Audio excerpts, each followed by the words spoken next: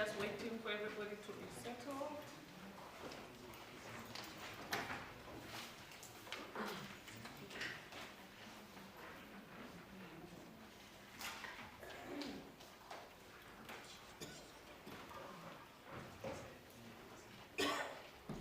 Okay.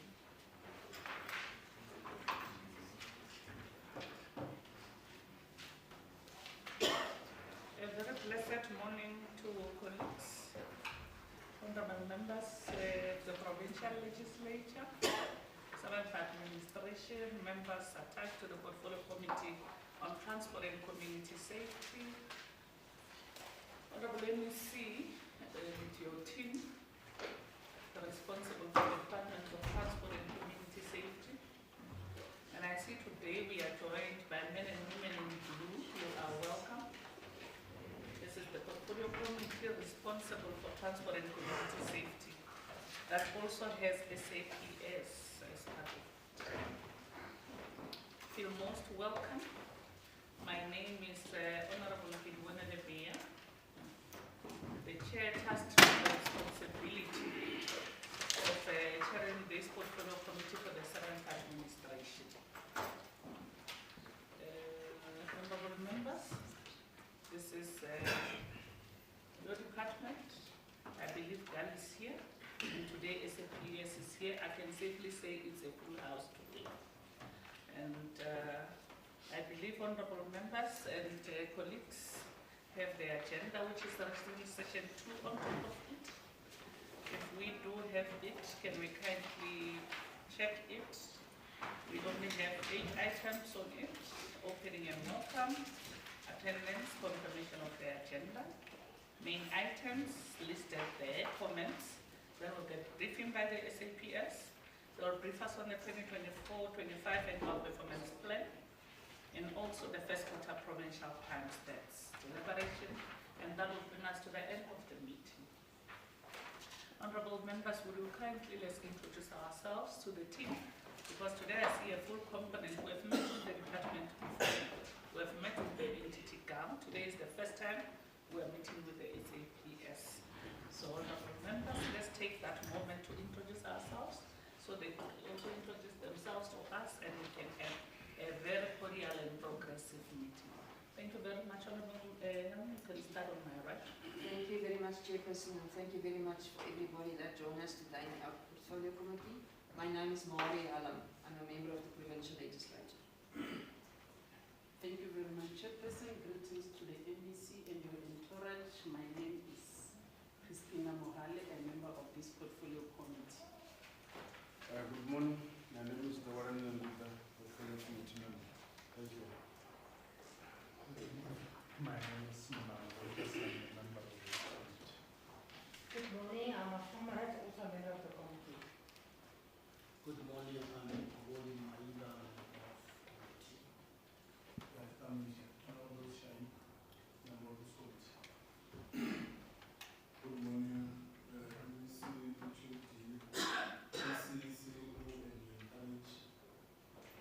name is Honorable Mohan Onya, member of this committee. Thank you, Honorable Ongani. Support staff of the legislature, starting with you. Thank you, Chair. Good morning, everyone. Justice Khwale, Committee Support Staff. Thank you. Good morning, everyone. Thanks, Chair. My name is Pashadi Lakani, Committee Researcher. Good morning. My name is Katie Musala from the Legal Services. Good morning, it's Ndima Ramanamara from IT.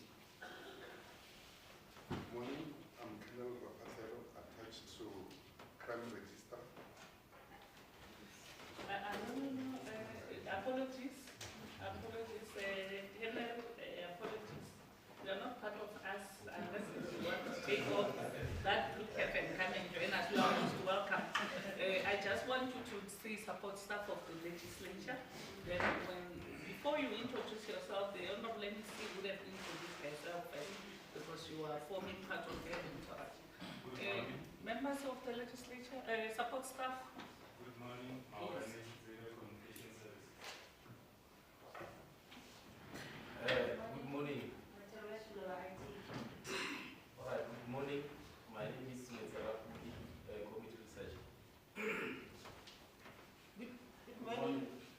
Masahela, Legislature, Chair of Chess Office. Dr. Evans. Good morning, I'm Dr. James Maswane, I'm the researcher of the clinic. Good morning, I'm Susan. No, we can't see you. We can't see you, Master. Good morning, I'm Susan Valentana from the ANC Chief Post Office. Thank you. Good morning, I'm Carol Guama from the Social Service. Good morning, my name is Mohammed Nasha, researcher from the Okay, it's the support staff of the legislature team. Is it done? Is it complete? Okay, Honorable MC, kindly introduce the interact. Thanks, Chairperson of the committee and your entire members of the Provincial committee. My name is Mathe Susan Violet, the MSc for Department of Transport and Community Safety. I will quickly hand over to my HOD to introduce these colleagues. Thanks. Thank you very much, NBC. Good morning to the chairperson, members of the portfolio committee, CEO of GAAL, and colleagues from the department, GAAL support team from the legislature. My name is Majana MS. I'm the head of the department of transport and community safety. Chairperson, if you allow me, I can introduce my team, or I can allow them to do one by one. Please allow them to introduce themselves. All right. Okay, I'm going to now hand over to my team, the chief directors that are here. So let's introduce ourselves, and then I think Gali will follow them themselves. I'm Ofe Tebohomogifti, I'm the CFO.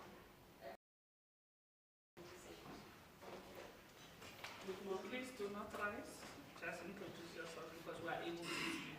The ones that should rise are the ones behind you. Members will be able to see them.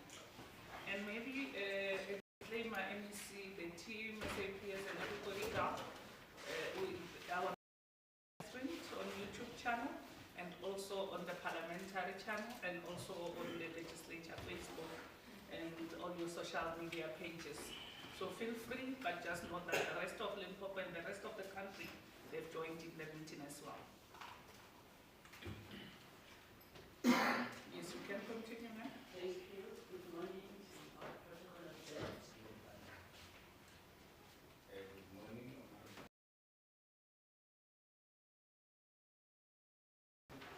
Responsible for vehicle transport infrastructure.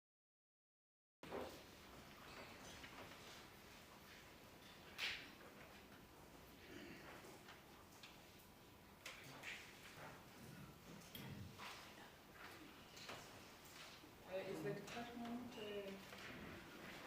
which one? Good morning, I want to be us. My name is Peter. I'm the director of the Good morning, Honorable Chair, members of the Portfolio Committee. My name is Mpomda, Director of Management. Good morning, report protocol observed. Tabula Kabali, Head of the Office, Good morning, Honorable Chairperson and members. I'm Dachi Tuwa, Media Liaison Officer of the MEC. Good morning. I'm Bomba Maleana, the Parliamentary Officer, MDC's office.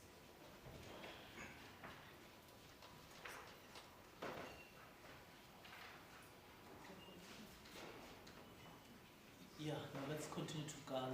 Immediately, I think SAPS will follow chairperson. Good morning, Honorable Chairperson and Honorable Members. My name is Mohadim Maki. I'm the CEO for GAAL. Good morning, Honorable Chair and the honorable members. I'm Councilor Company Secretary. Thank you. Good morning, Honorable Chair, honorable members. My name is Jeff Brown, CFO of GAAL. Good morning, Chair and honorable members. I'm Khabulana Meba. I'm the acting head of operations. Thank you.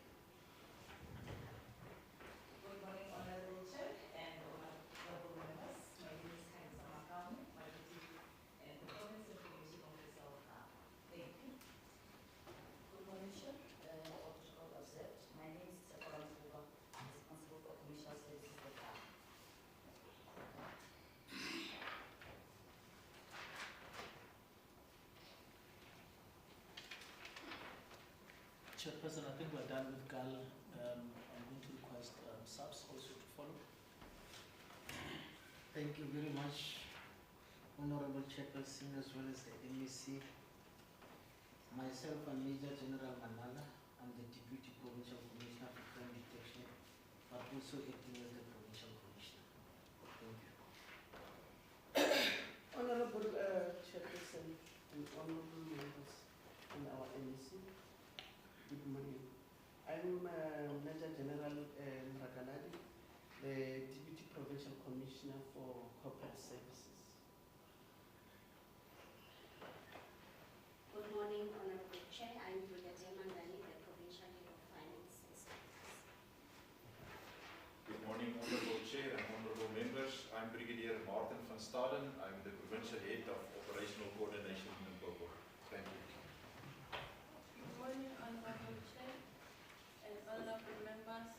I'm Brigadier Mpaseling Ngobeni, the Provincial Head of Organizational Development and Strategic Management, SAPS.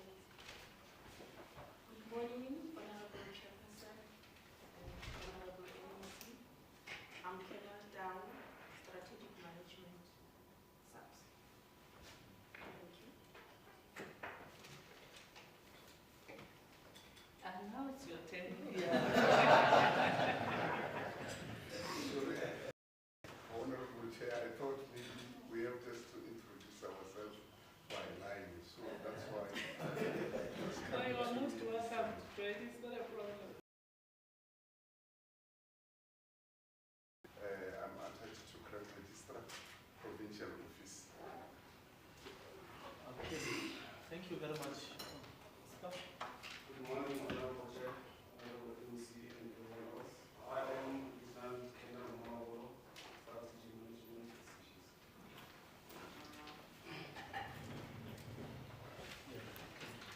No, thank you very much. Today we had a full house. Hopefully the deliberation will emulate the full house that we have here in the CNHOT. But thank you so very much, and thank you for SAPS for joining the team today.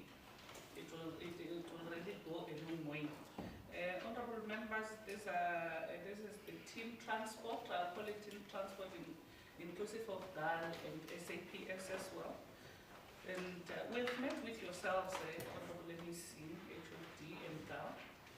And we have alluded to the way we would want to work with you.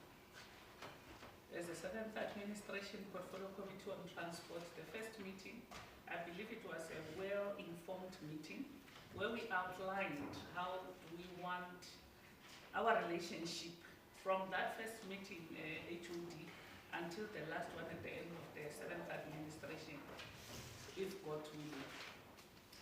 And in that meeting, there are areas that we have raised for concern that we requested you to come back before we start with the meeting that you can speak to. But I would want you to take it before you brief us on the fourth quarter report. But as and when I read, we are readers here, members of the Portfolio Committee. Somebody says safety doesn't happen by accident. It takes men and women in blue, those ones that are attached at SAPS. It takes your commitment as the head, the MEC, to make sure that safety in this province of Limpopo, it's really is something that all of us can pride ourselves on. And as a portfolio committee, our duty, MEC, is oversight. And we are not going to play an oversight CEO of GAAL just to tick a box to say we've interfaced with GAAL and the department and SAPS is that. No, this is not that portfolio committee. We want an effective oversight where when we have met with yourselves, when you go back to your different offices from the department to GAAL and SAPS, you are able to have been capacitated by ourselves as the portfolio committee, playing an effective oversight. And we said to you, MEC, that as a portfolio committee, our role is that of oversight. We are not here to outshine each other. We are not here to point out your errors. If we point at error, we'll also point at a corrective measure.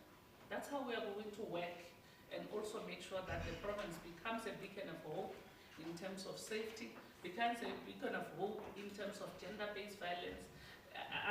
That is a very touching subject that we'll talk about as and when we talk about SAPS. But we would want, as a portfolio committee seated here At the end of the current administration, and you see when you pat yourself at the back, when you pat the men and women that are rallying behind you at the back, you have said, I have served with the portfolio committee that have capacitated me to really execute my job. On that note, I was welcoming all of you. You must feel free. We are a very friendly portfolio committee, but very yet assertive. And we do that for the betterment of the people that are looking up to this department. Remember, safety cuts across. Even for us seated here, if we are not safe at our own houses, it comes down to you, ABC. At our roads, if people are not adhering to regulations of the law that we have put in, it endangers our life and it endangers the lives of everybody else. And our worry is the people at the most vulnerable. Some of us can get into our cars and drive. Some of them get into our buses. Most of them actually get in the taxis. And if those taxis are not not roadworthy, yes. It says we have failed the masses of the people of this province. And with that being said, honorable members and colleagues, MEC and your team, feel welcome. And we are going to take item 4.1. That is a briefing on the 2023-24 fourth quarter report of the department. And honorable MEC, with your HOD, having met with yourselves, we have discussed issues that are outstanding from second quarter. Please speak a bit on that, and don't take us page to page on the information performance analysis. Just speak to issues that emanate from the second and third quarter or first quarter that we would want to report to us about, and then areas that we would want to reflect, because we had our own meeting, we went through all those reports. I'm doing this so SAPS can also have time to really speak on the issues. I attended the crime stats briefing meeting, so there are things that I believe members should be privy to. So let's go there. Don't take us page to page. Take us to your analysis. Take us to areas that, as a portfolio committee, we want to interact. We have questions already that we'll bring forth to you. When you are done, go back to and go to annual report of the department as well. When you're done, honorable MEC, GAAL should come in before we discuss and deliberate, and they will also report on the fourth quarter report. They will also report on the annual report, and also CEO respond to issues that we raised sharply in our last meeting. We have them here. I'm not going to repeat them to you because I believe you had noted them yourself and HOD Macha. And then we'll take it, then we'll bring it back for comments and clarification. Then we'll get briefing by the SAPS. I do not know who's going to brief us, and we'll then go for APP as well and the quarter provincial crime stats. Then we deliberate clarity and comments. Then that will bring us to the end of our meeting. And on that note, honorable MEC, you can take us through. Thank you very much, MEC. Thanks, Chairperson. Yes, Chair, we've submitted a pack in relation to our annual report, high-level analysis, together with our fourth quarter report. I'm going to start with the fourth quarter. Okay, before you start with the first quarter, it would allow our MEC to speak to us a bit. We're not going to agree that the MEC does not speak to us before HLD comes in. Honorable MEC. Okay, thanks, Chairperson and the entire portfolio committee, and thanks for giving me an opportunity to speak as the head of the department, not as the HOD, but the head of the department. Yes, Chairperson and your portfolio committee, as the MEC of the department, I met and were from the strategic planning from last week, from Wednesday last week. But there are things that are there in the department which, for now, I can't report on them because if I don't have the written reports, to me it won't overwhelm because I will be saying things that are not there, and you will be saying, where's the report? Then I will be found wanting. But I'm happy because when we are here to be taught some of the things that we don't know, and we are ready to listen to you as a committee and to say, whenever you see something that we are not doing correctly, so please help us to do them correctly. And again, on the issue of GBEVF, Chairperson, I heard you talking about it. To me, it makes me not to sleep because, like in Sishio, I don't say other areas are better, but Sishio is more than, because each week there will be a woman or a child being raped or killed.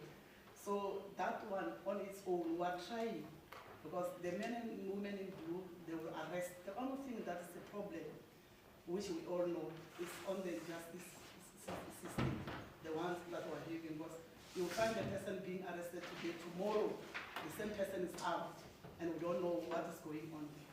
But don't worry, we are busy, we are communicating with our seniors to say, what can we do to remedy the situation? So far, I don't think there are many things that I have to say to you or to report to you. As I said, I was going to say much if I was giving my own report to you.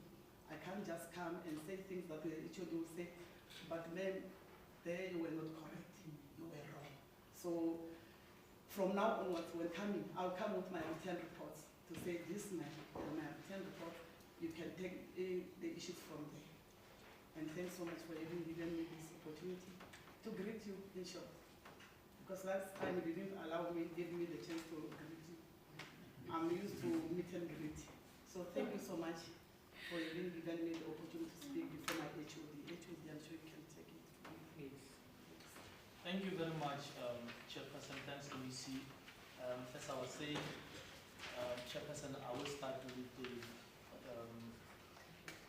maybe let me, should I do the annual first or the fourth quarter first? Take us there, the fourth quarter. Yes, fourth quarter report should be able to tell us. Flow to the areas. Let me indicate, Chair, that we've done a pack here. We have included reports also of resolutions that were raised in the previous meeting. The reports have been submitted. Issues of employment equity, the tax impoundments, the traffic learners in terms of preparations, and many other reports that were raised as a form of the resolution. So we included the reports.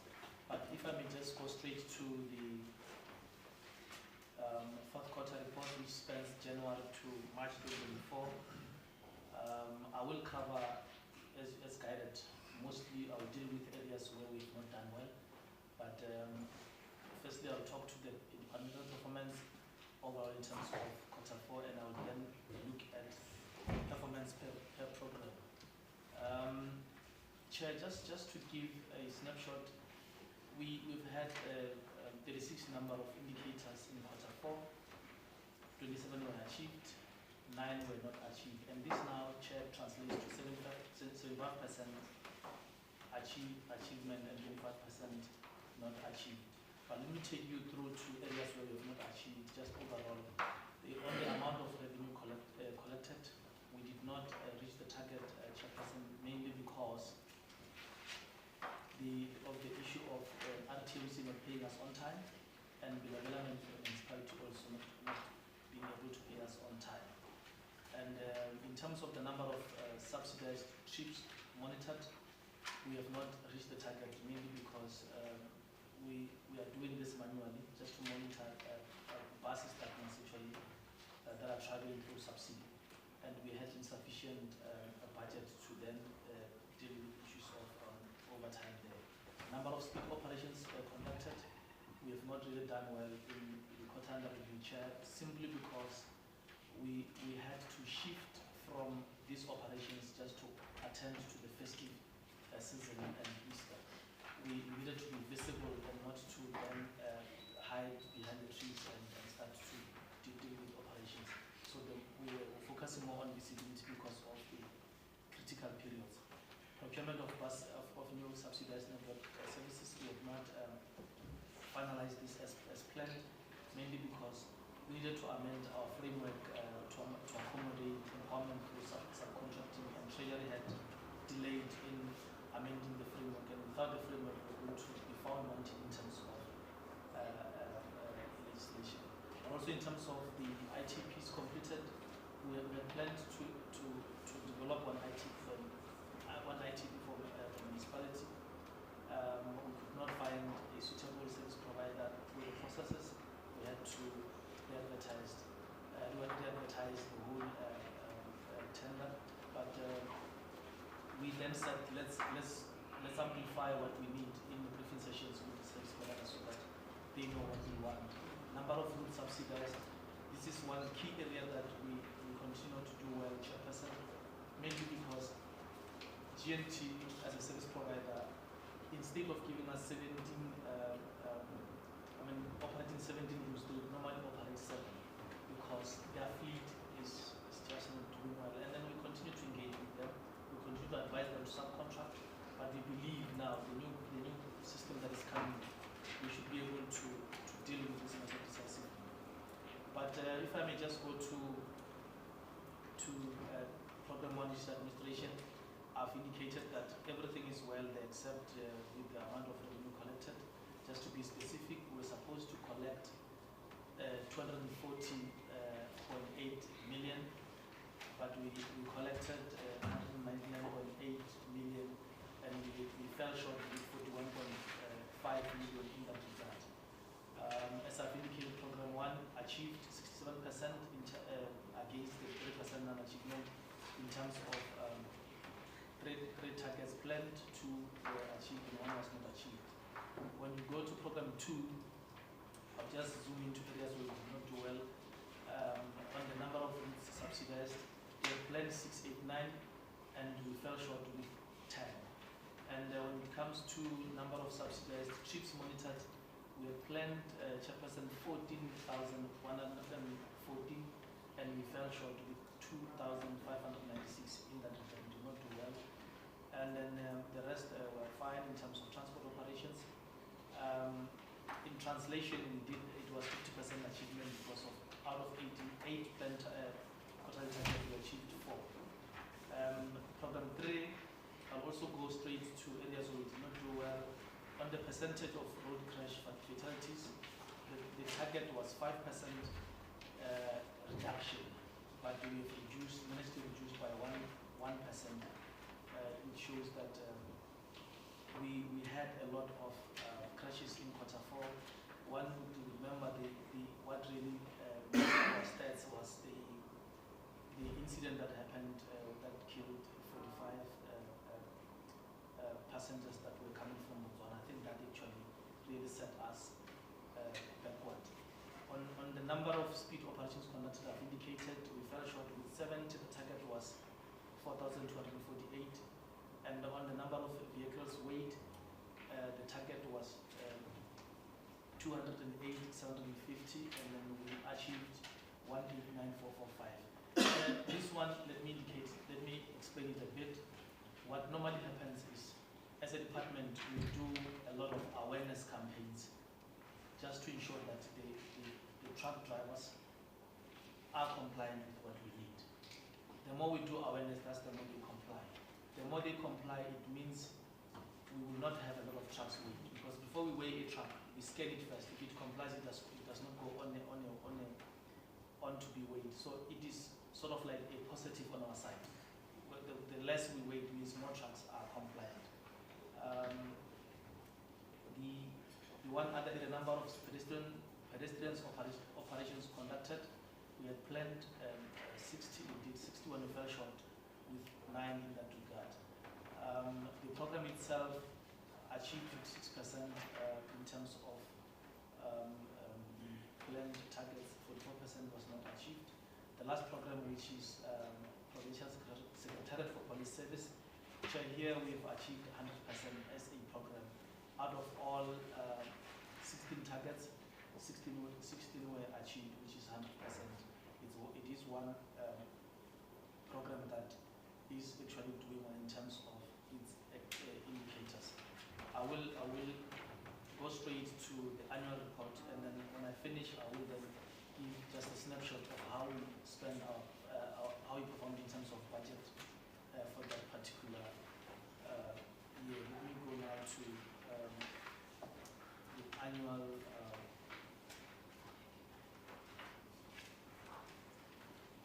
the report that was showing on the screen. Just a second, HOD. Let's allow members to get to the annual performance plan report, yes, so they can follow it. Yes, it's there in the family as well.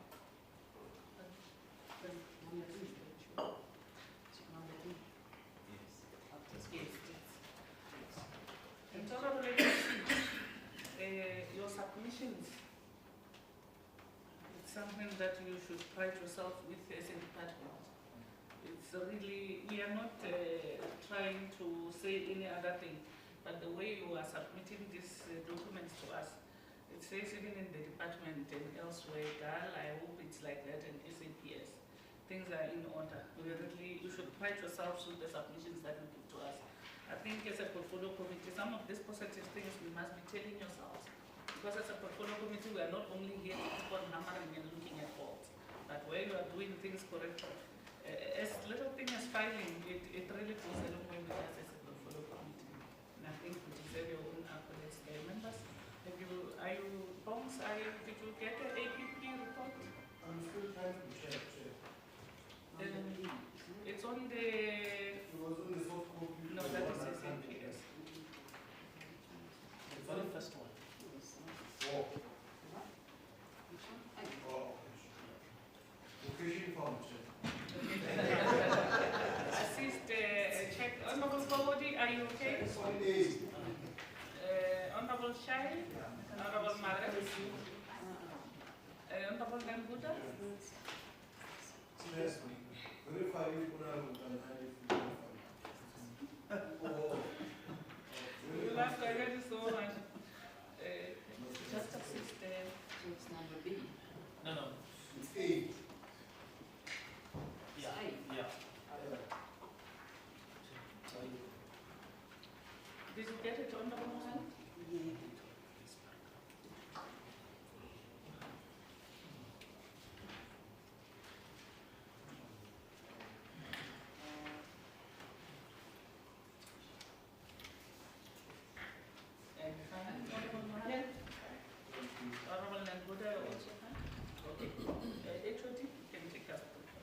Thanks, Chair. I will also do high level on this one.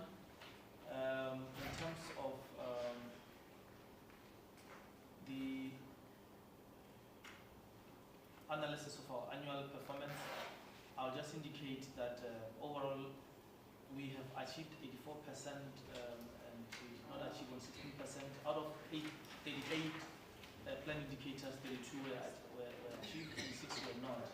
And we've actually broken down all the quarters just to say in quarter 1 we had 86%, quarter 2 93%, which was the highest, quarter 3 87%, and the last quarter, which is 4, we've achieved 75%. But just to indicate, the issues are almost the same in quarter. When we analyzed overall the amount of revenue collected throughout the whole year, we had planned to collect 832.6 million, and we then collected 828 million, and we missed just by a whisker chair, where 3.8 million was not able to be collected. So it's almost like 98% achievement. In terms of percentage of compliance to e-disclosure, normally we deal with SMS and MMS. With MMS, the chairperson, we achieved 77% and the 3% was not achieved. So some of the colleagues at MMS level were not able to disclose their financial interest, and I can assure you, Chair, that we are busy with consequence management in that regard. And just to go again to the problem 2, I'm looking at areas where we've not done well. Yes, it's still within we've not managed to procure the network services, and the reason being that we had delays with treasury, and the other issue is the ITPs were supposed to develop one, we could not do it because of it was non-responsive. Let me go straight to problem 2 on its own achieved 75%, with 25 not achieved. If I may go to transport regulation, the one other issue is the percentage of road crash fatalities. Overall, we're supposed to reduce by 5%. However, we we found ourselves not being able to deal with that reduction because we had an increase of 9.1 in state. And on the speed operations, I've indicated the challenges there in terms of, in actual fact, overall annually we managed to achieve by 872. In terms of our annual target, which was 16,995, we achieved 17,867. So from the quarter four, we managed to then, when we aggregate, everything was fine. Number of vehicles weighed, that challenge still was there, but we see it as a positive as a department because the more we don't waste, it means they are compliant. Transport operations again, I'm looking at areas where we're not doing well. Let me indicate that we have overachieved Chair on the number of speed operations conducted. Drunk driving was also overachieved. Vehicles stopped and checked, we also overachieved. Number of pedestrian operations conducted also we did well. And in terms of formal and informal trainings at the college, we also overachieved. In terms of program 4, I've indicated even before that with this one there are no challenges. We've achieved 100% as a department. And just to reiterate, overall as a department, chairperson, annually we have managed to achieve 84%. Now that I'm at the end of the report, let me also report about our budget performance at the end of March 2024, which is the end of the financial year 2024. We were given, Chairperson, an adjusted budget of 2.5 billion, and we managed to spend 2.465817, which is 98.1% percentage in terms of the translation there. And mainly, if you look at it, it has been because some of the schools that were not filled, and in other areas we had delays in terms of procurement of traffic officers uniform, but overall the percentage 98.1 was more acceptable in relation to how Treasury would then manage our budget. So I don't want to go even further in terms of that, but just to indicate that our budget was actually expended like that. Maybe just to amplify a bit, just to say, administration spent 95.7 budget, and then transport operations managed to spend its budget at 98.8%, and the figures are also indicated there. And transport regulation was 99.5%, and lastly, Provincial Secretariat spent 92.9%. If you look at it, this is the lowest in terms of comparatively with all the other three. That is actually what brought us in. But just to say, we managed to spend 98.1, and with the revenue that we've collected, the percentage in terms of collection was 99.96. I think the report that I've given in quarter 4 will be the same as the one as annual, because with finances it's cumulative. Chair, I think let me leave it at this now in terms of my presentations. I have in the main looked at or presented in areas where we're not doing well, I've not actually put more emphasis in terms of my presentation. When you're doing well, we've met as a portfolio committee and then went through that. That's how we then be able to pay an effective oversight, because we will not dwell on the good that we are doing. We will also dwell on areas that you are working on, you are weak at. And then let's take it to GAAL. Thank you, Chairperson. I will start with call for analysis report, and I'll follow the same pattern that the HOD has followed. On slide number 4, it shows the number of programs that we have and the indicators. So we have achieved a total of 50% in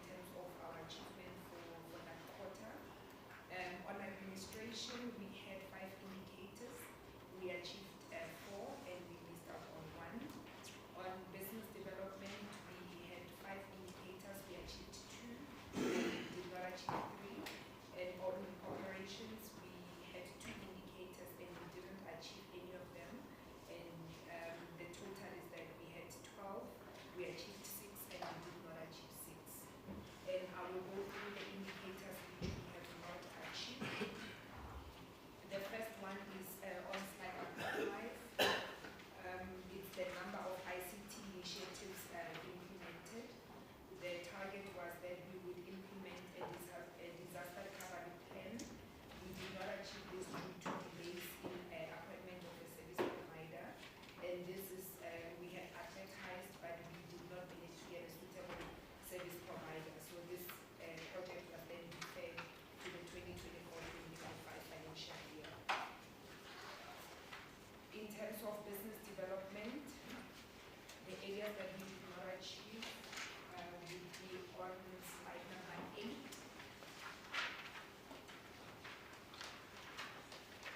The first one is the number of new operators contracted. We have targeted that we would contract 1 operator in the 4th quarter. We were not successful in closing this deal.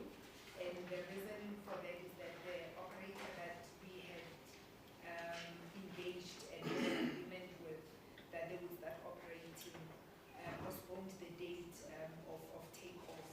And up to now, they have not confirmed when they will take off. And a planned intervention was that we continue to have conversations with other airlines to make sure that we've got a new operator from operating from Polokwane International. The second one on the same slide was the number of aircraft movement. Our target was 1,200 movement. We achieved 956, which was an underachievement. And this is due to the fact that flights are reduced from 3 to 1 a day during the festive season because of the fact that business is not, it's not that busy and most businesses are closed. To try to mitigate that, we engaged SAPS and they had a few movements from our side as well. However, despite the additional movement, we still did not achieve the target that we had set. In terms of planned intervention, what we have done is we have in the new APP for 24-25, we used the numbers as a baseline, numbers for 23-24 as a baseline, and we've adjusted our target so that we are more realistic in terms of the numbers that we think are achievable. So in the next in this financial year, we believe that we will be able to use this. On slide number 9, the next indicator that we did not meet is the number of units leased as a percentage of units available, which is the occupancy rate, and we count this as a percentage. Our target was that we would achieve 70%. We only managed to achieve 48%, and one of the reasons was that one of the tenants vacated a hangar, and again we had an engagement with SAPS to try to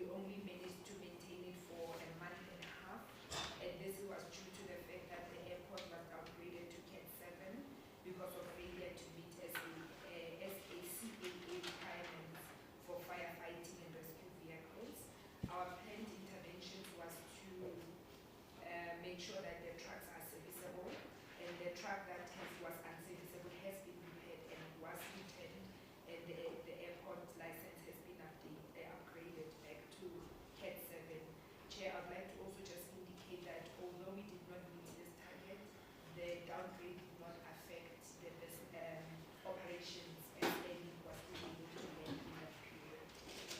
The last one is the infrastructure maintenance plan implemented, and the target was that we would implement 30% of our maintenance plan, and we managed to implement 27%, and this is due to the fact that projects could not be implemented due to financial constraints as a result of under budgeting, and the planned intervention was that the project would then be implemented into the new financial year, which we then budgeted for them, and we were able to implement.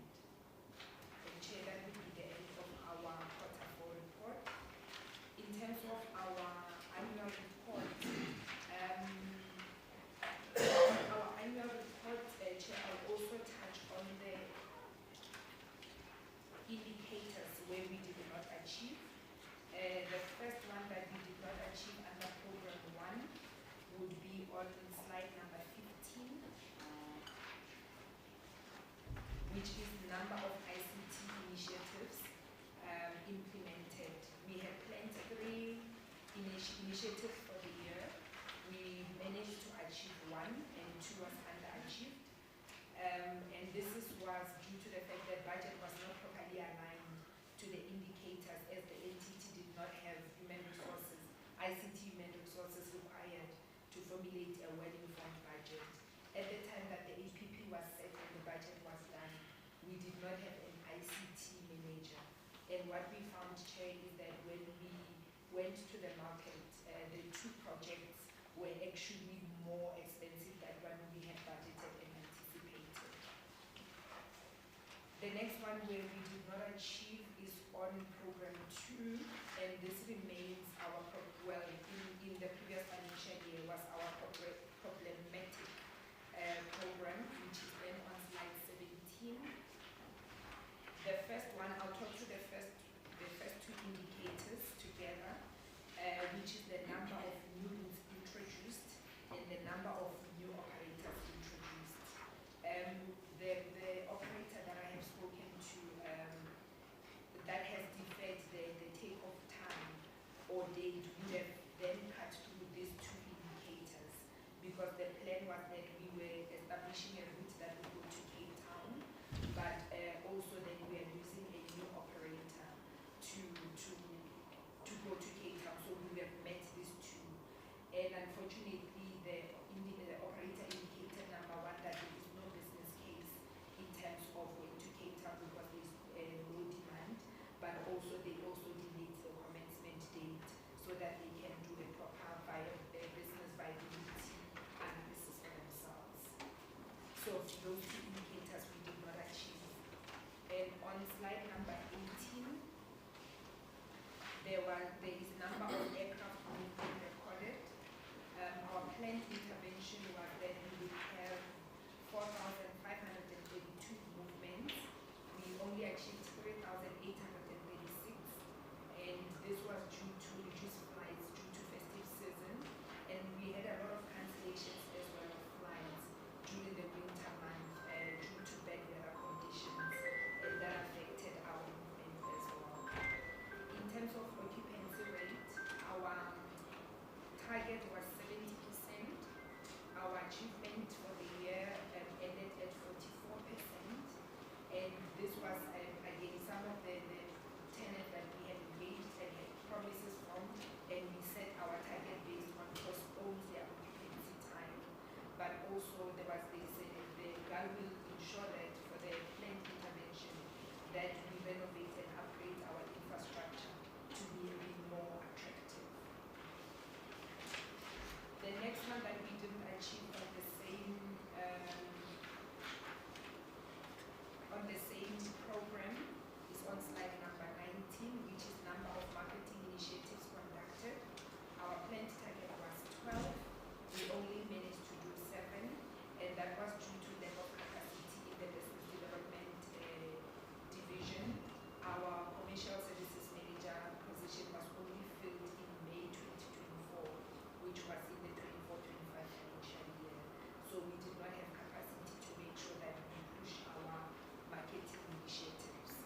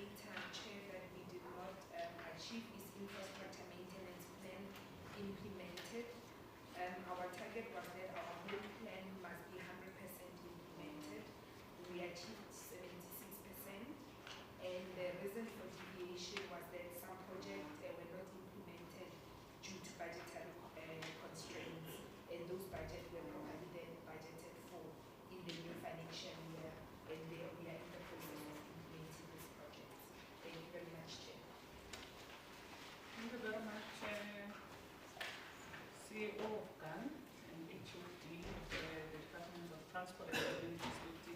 Honorable members, that is our report, the report of the department and that of the entity. So could we kindly then go through to comments, clarification, any clarity-seeking question? Honorable Kowori, I know you have a question that we said you should bring to the department. This is that time, even if it's a clarity-seeking question, colleagues, let's then get down with it. Honorable Bongani Konyana, followed by Honorable Shai, Honorable Kowori, Honorable Maret, Nanguga. You will just follow. I'll take it from Honorable Konya. In that order. That is Chair. It's not constrained between paper to catch it. Yeah. Okay, let's take Honorable Shai. While you are still sorting yourself out. Do not worry, you can relax so you can take a very big punch to the department. So, Honorable Shai, you can come in. Well, thanks so much, Chairperson, and continues to be everyone.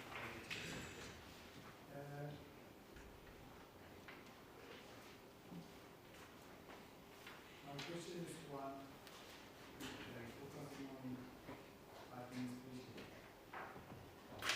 The challenge of getting all the different categories of employees to disclose their financial interest is not carried from past financial year. Well, as in the previous financial year, some employees did not disclose their financial interest.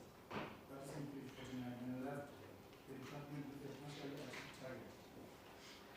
The department indicated that it would engage with the evaluations unit to assist in this matter.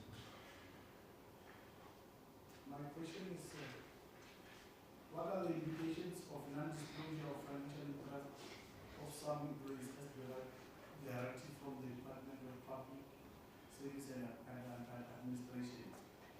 And also, who are the officials who failed to disclose their financial interest and what action has been taken against them? Thanks so much. Honorable Kowori. Yeah, thanks very much.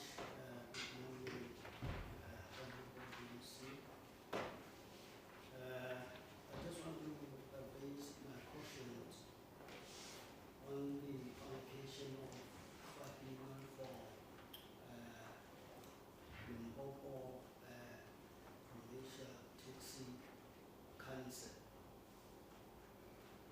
I just want to know the condition in which were forced the department to allocate that particular money into Taxi Provincial Council. What were the reasons and how are they using it? And do they have audited report from the money that has been allocated? So the second question is just about this disclosure of, non-disclosure of financial interest. How many of them that were not able to disclose their financial interest? Because I can see that you've written 83%, but we don't know the number of people, the employees who failed to disclose their financial interest. How many of them? Thank you. Thank you, Honourable Chair. Yes, 2 of my questions was covered by the previous honourable members. But I want to know what is the state of filling vacant positions at the police stations, because we know that's a great challenge. Because the people at the moment, the officials are already working on a very high pressure because of lack of enough assistance or extra employment. And then I also like to just raise my concern regarding small things in SAPS. For example, I've been traveling a while ago on the way to Provincial, and on the road there was a person was killed. We don't know how he got killed, because just on the side of the road. But they couldn't assist him without hand gloves. There was no hand gloves. There are no pens to write with. There are no paper. There are no, what do you call those blocks that you are putting on your thumbs? Yeah, that blue ink. They can't assist the people at the police station. This is small things. We are not in a position, I think, at many police stations in Limpopo to assist the people that comes into the office. Many of them have to go and buy ink to let their fingerprints be taken. That is very serious. There's small money, small things, but lack of assisting the people. And then I'm also very concerned about the backlog of the province cases. There are cases up to 4 or 5 years. I've been investigating and requesting and requiring case numbers, and when I require to a certain police station, for example, in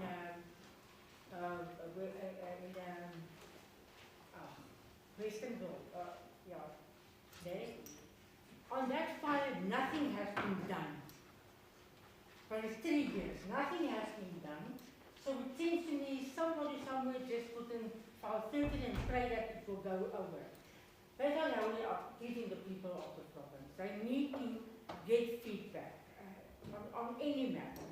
And that's very concerning for me. I think at the moment that's all I want to raise on this honorable chair. Thank you. Thank you, Honorable Member. Thank you, Honorable Chairperson. Mine will be like a standing question, because we raised this in our meeting, more especially regarding the internal project, the nodal project, the internal project.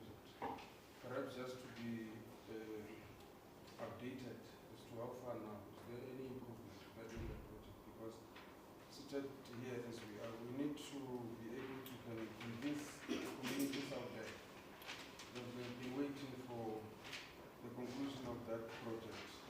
So I would request that perhaps we be updated even today about the project itself.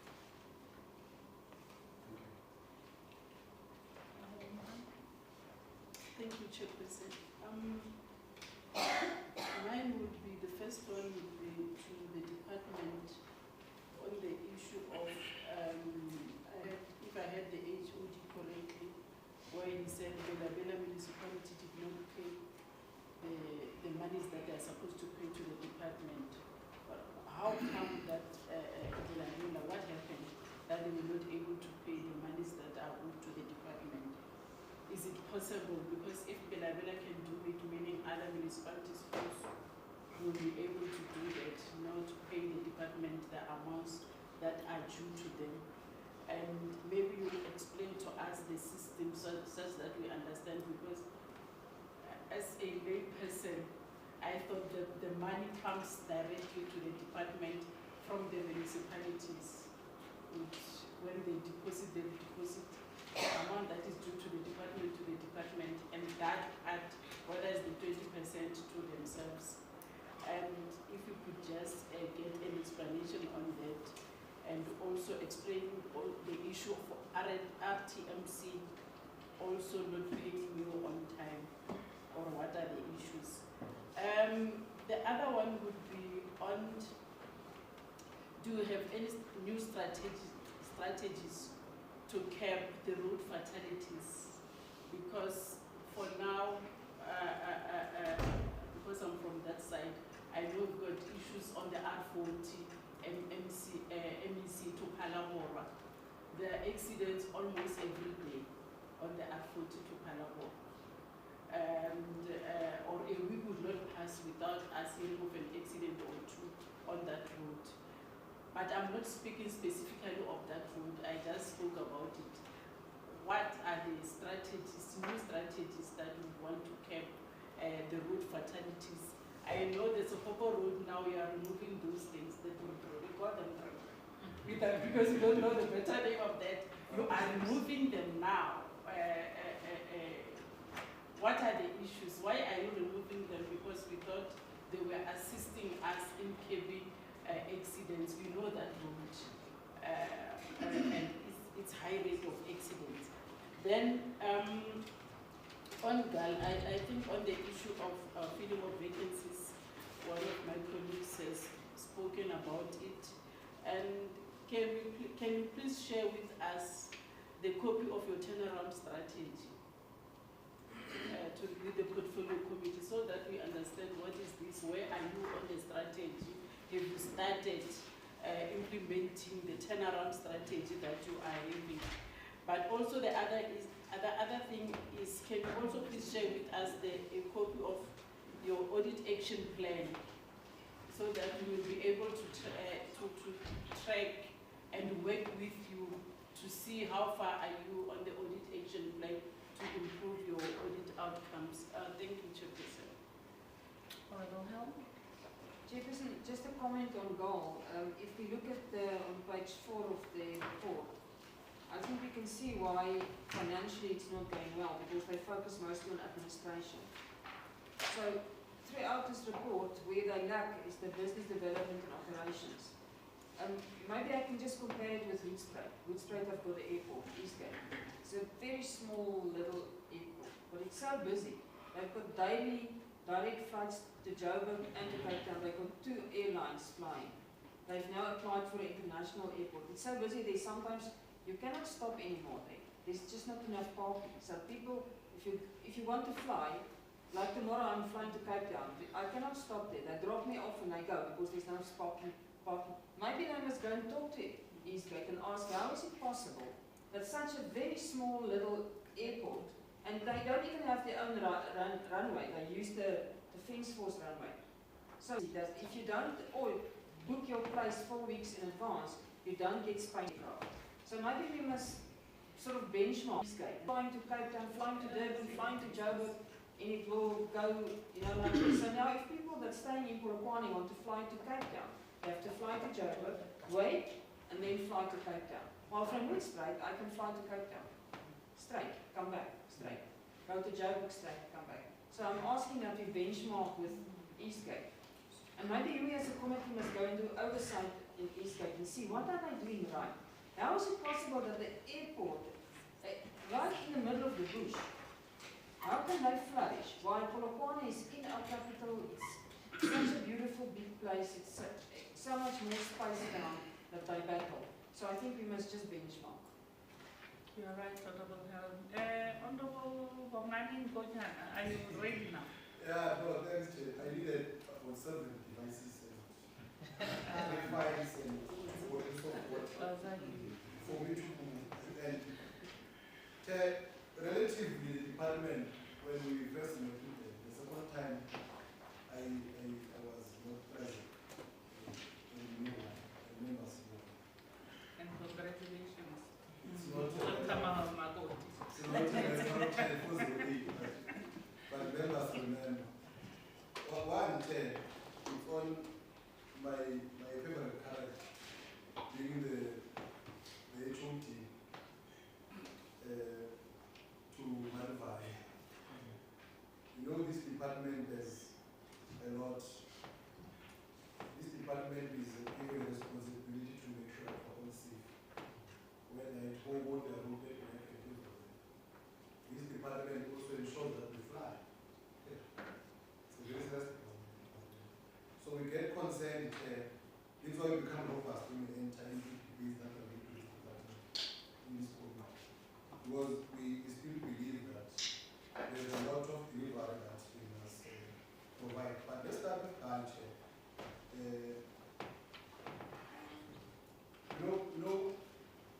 I've been analyzing the trends, the reports that are coming from even way before the currency opening. I gave myself time to review reports, I gave myself time to assess the growth trends and when we went short and all that. So that I could understand very well, because this thing of aviation is a business and as an entity, it's two different things. The business models must be very different. But we're told that they are now 13. Is it 3 billion? So it means very soon. And the last time I checked, we were given them, I think, a year or 2. But they must produce sufficient evidence to convince the department that they can exist on their own without government funding. But to be honest, given the last 5 or 6 years and the audit outcomes for the year, the current year, financially, and oh, 2 different things. Being self-reliant, if only we are performing and audit-wise or doing well, and being self-reliant because we are generating enough. These are 2 different aspects, and I do not think we'll reach our targets. And playing proper oversight would mean that GAAL must be serious. You know, the 4, I think it's 3, if not 4, programs. Yes, 3. 3 programs. For GAAL to succeed, Chair, they have to excel at program 2. Their business development must be, or they can't plan performance at all. For you to see GAAL being self-sufficient and self-sustaining, you need to strengthen performance on your business development model. Now, I'm interested, Chair, and I think the CEO is very because looking at the report, I see she wanted to answer the question, but I don't know she so. But can you convince as a committee? I mean, we prefer to have oversight on it. If you can leave your to answer this question. Why are you underperforming? 4 quarters, and all 4, there have been underperformance. Your report says you have been underperforming. And I don't think that your report speaks to why. It gives excuses, it doesn't give reasons. Because for us to assist with oversight level, you must give us reasons, not excuses. So that in the next committee meeting when you can come with a sound proposal or a sound, you can take something from the APP, modernize it, modify it, make it nice, come and bring it to the committee. Sort of convince the oversight level that, no, indeed, we can see a GAAL that is self-reliant in the next 3 or 4 years. But with this, Chair, I'm convinced in the next coming 10 years, we have GAAL looking out at our door, begging for more money in the home federal, and I don't see it succeeding. But Chair, let's move to our very own department, Department of Transport. You know, always when you come to the committee, my interest becomes on transport regulations in most cases. And I do that because I have vast experience in that field. So I don't temper and speak things that I have done at home. But to start with that, I'm also not sure, Chair, that our department is doing well financially. I'm also not sure, especially on revenue. One of the factors that emanated when you speak of their core, it's not their core, revenue collection. They attribute their failure to reach their target to, I don't know if you say it should be, what was the cost? If Chair, do you? TMC. I showed you, don't No, no, just take notes. No, sorry, Chair. Sorry, Chair. Because what the report it doesn't speak of activities. But Chair, well, the issues of assets. The report says that there was a delay in signing out subcontractors to operate. I was 17, they are operating 7. And the 10 is supposed to be subcontracted. And there's been a delay. I'm not showing procurement or I don't know, but there's a delay. And we're speaking about revenue here. And if we're serious about collection, we can't leave loose ends when we collect money. When we speak of money, we can't be well. So I'm really sure that of all the companies that have shown interest of applying, there's not even a single one check that meets the targets or that meets the expectations or that qualifies Because apparently not the local fund, or the lead.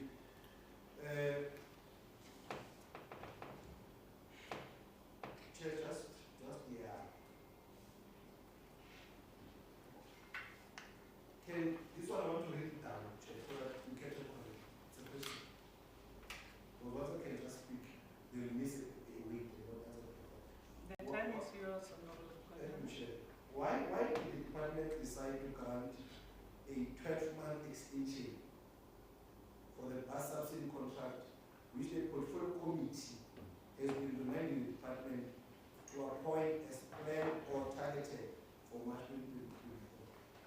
And I think that report, that one, patient, emanates from your own report, HOD. And Chair, if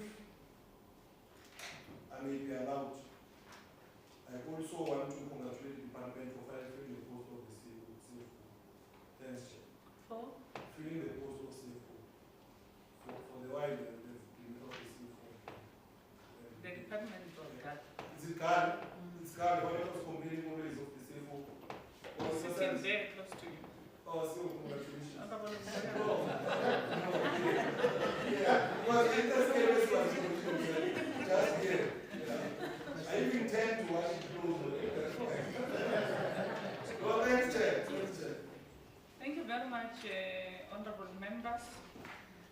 For me, MEC, HOD is, let me start with the department.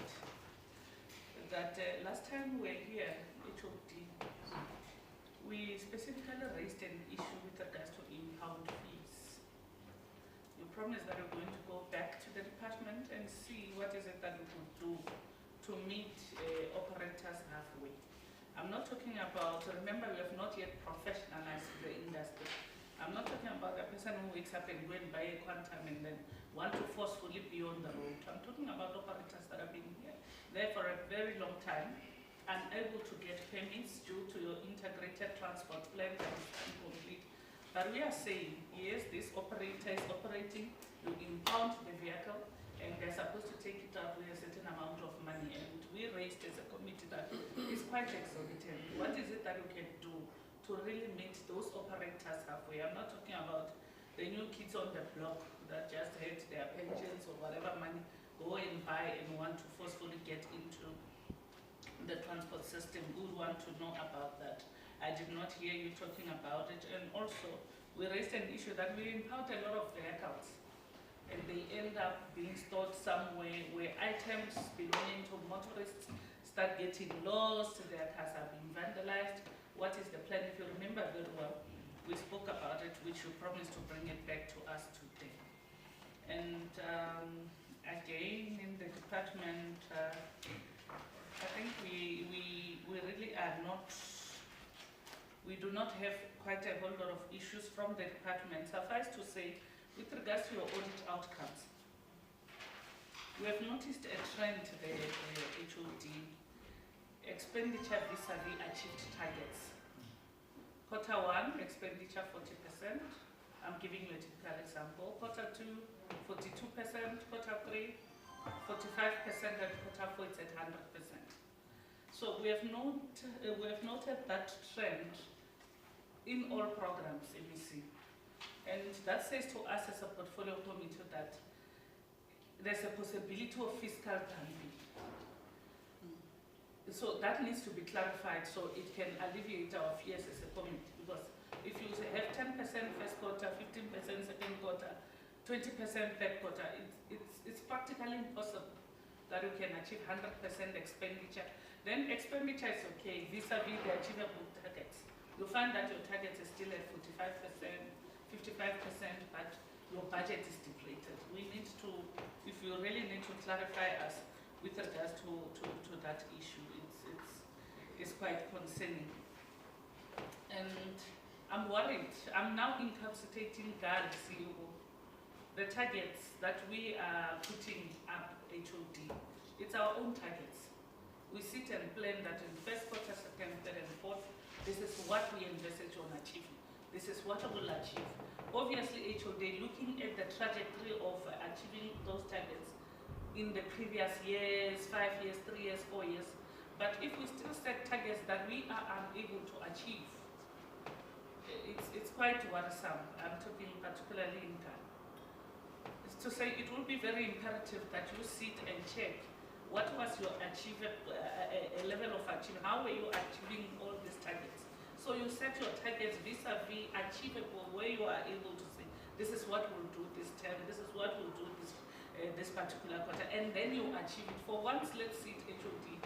When you say quarter administration, what, we've achieved 98%, we've achieved this.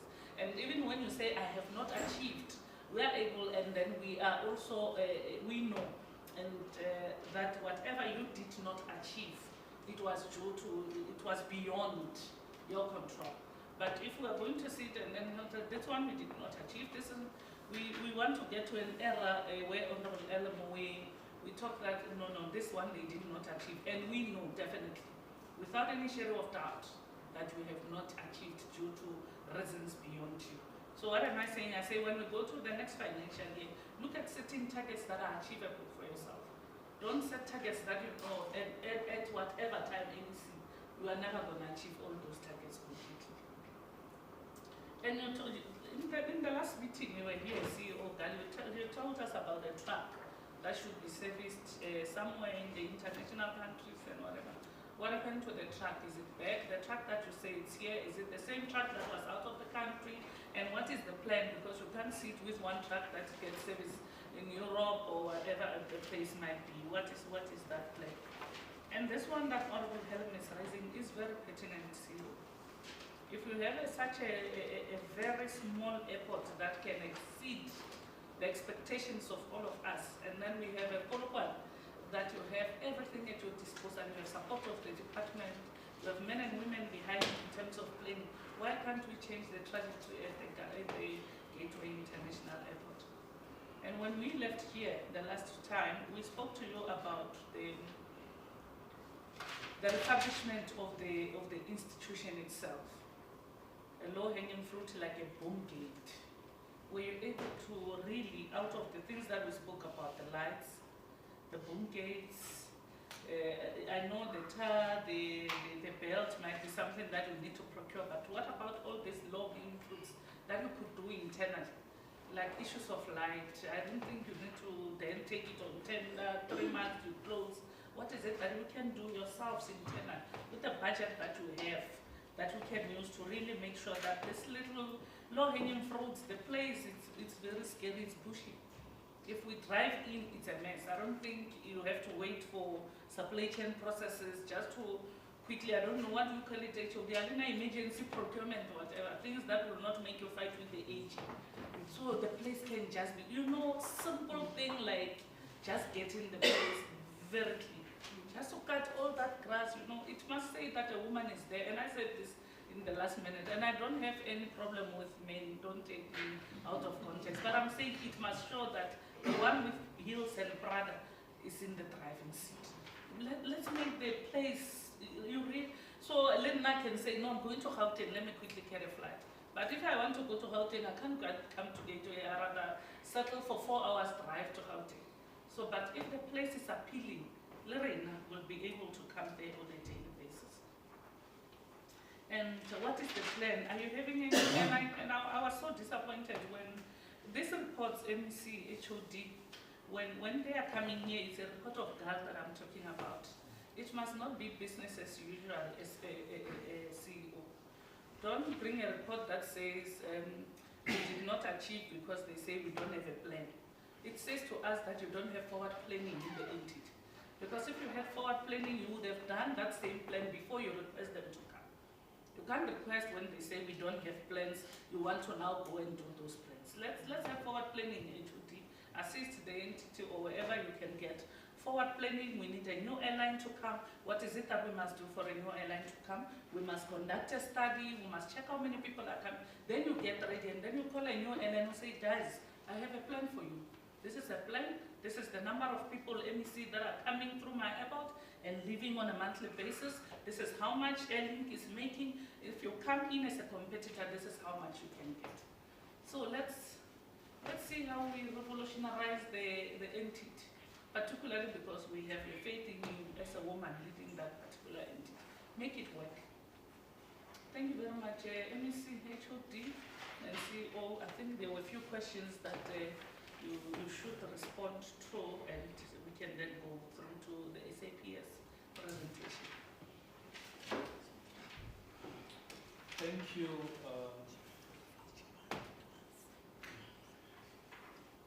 Thanks, Chairperson. Yeah, we will we'll now respond to the questions. I'm going to request my team to then take up questions. There was a question of e-disclosure in terms of the implications and who are the officials and if there is any actions taken. During my presentation, I've indicated that consequence management is underway. We have started the process, but I'm going to allow Mr. Manana to amplify on that one, and the CFO will talk to the issue around RTMC and Bela, and we will also talk about the issue of the 5 million allocation to the Provincial Tax Council. Mr. Mangani, we should be able to talk to that. And yeah, let's just take the questions. Maybe allows you to talk to the issue of the new strategies to deal with old fatalities and other related questions. Mr. Masiti will talk to the issue of the tax in terms of where we are, because there is notable progress in that regard. And Chair, the issue of the rumble strips in Sohobo, we don't know why are they being removed. Repeat the name of the strips. Repeat it for noting. Rumble strips. Rumble strips. Yes. Please. Yes. Yeah, we have received a report that have been removed. We initially thought it's the community because of unhappiness, and we're taking the issue with public works just to indicate whether it's them, they want to redo them, or what is the problem. It could be that they are not meeting certain standards, but yes, they have been removed. I have seen them when I was going to Guyana. We will give a report as to why. If it is the community, we are going to be very much disappointed, because we are trying to ensure pedestrians are safe. And yeah, the colleagues will then take up questions. Those that are remaining, I'll just fill up some gaps. Colleagues? Let's start with the CFO. All right, thank you, HOD and Chairperson and members. Good morning once again. I will talk to the issue of guidance revenue, and I know that there are concerns, especially with RTMC and Bela, that if they are not paying, are they not going to influence other municipalities not to? So I think that's a valid question. Maybe let me give you a bit of a background. Before, we had 3 municipalities which were very problematic. It was Musina, it was Bela, and Tarazini. And then we had to put measures in place. Myself and the chief director responsible for regulations, we had to go and meet the municipal managers just to make sure that they come to the target. So the good thing is the other 2 municipalities managed to get to a level where we're comfortable. Bela at some point pay off everything, and Musina, they are finalizing their payment in the current financial year. So the arrangement is, because we have given these municipalities the function to register, license, and renew the motor vehicle register, what they will do, they will keep 20%, which is more like their commission, and then they will pay the 80%. But because these 3 municipalities have been paying us regularly, we then went back to them and said, everything that you're collecting, you will have to pay over, so that you also pay the old debt. And then with others, we even agreed that there will be an additional payment that is coming. So they complied. The only one which is still problematic is Tarazini, and I think all of us are aware that they are under administration right now. At some point, we were even thinking of taking over our function, but it involves a lot of things. I think we can get to that at a later stage. Let me go back to the reasons why we did not achieve in the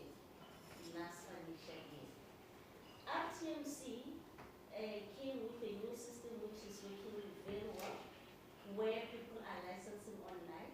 And the good thing with RTMC is that they keep a very minimal amount compared to that 20%. That they keep only 8%. But we have discovered when we are having our meetings with other provinces as well, that RTMC, it seems like they have the cash flow issues because they have a tendency of not paying on time.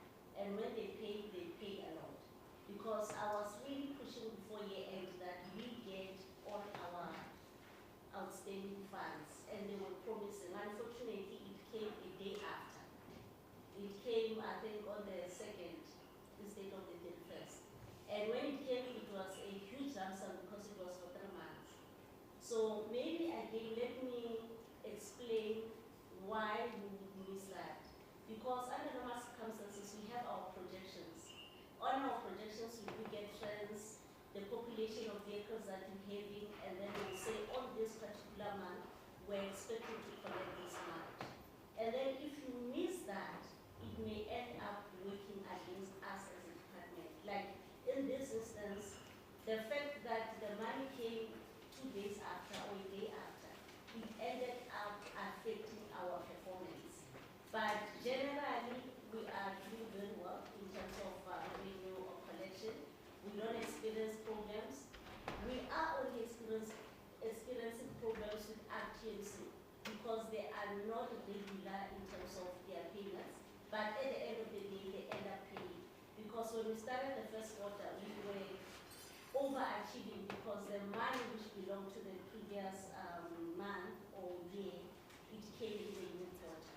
So that's where we came in challenges. So with Bila as well, they delayed to make a payment in the last quarter of our financial year, but they paid subsequently. I think in April, they settled their debt, so we don't have any issues. The only challenge that we have is Tarazimbi. We also discussed with Provincial Treasury that now that they're under administration, I think it's ideal that maybe they should start on at least late and then they must just give us our monies. And then maybe when we start, we'll see how it goes. I hope I've covered everything. I was just worried when I heard about the new CFO. I was checking whether I've been replaced. Honorable Nkonya has put in one that administration.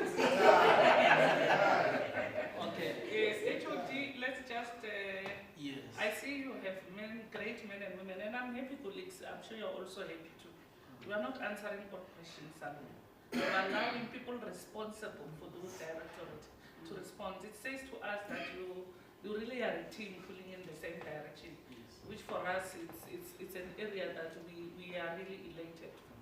So HOD, they could quickly round off and we can then go to SAPS. Okay, colleagues, let's just go straight to the answers. Let's not over elaborate. Yeah. Thank you, Honorable Chairperson and all members. Yeah. Up to the disclosure of financial interest. The ideal plan in the public service is for all employees in government to disclose their financial interest. However, due to limited resources, DPSA will put control measures to direct who must disclose. We've already started with senior officials. We'll see in the report from SMS members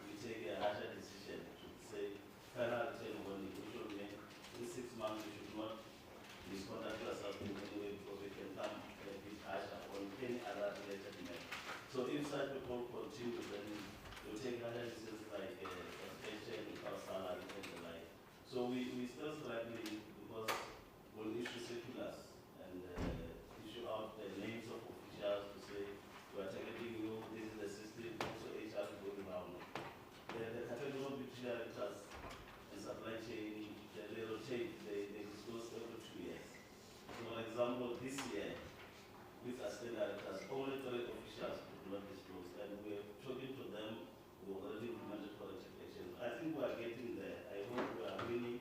It's just that it's a phased approach that government wants to reach out to all employees to a lower level to make sure that we all disclose. But I think positively, there's improvement in terms of disclosure. We'll keep on implementing consequence management. Just make sure that we deter officials from misconducting themselves. Thank you, Chair.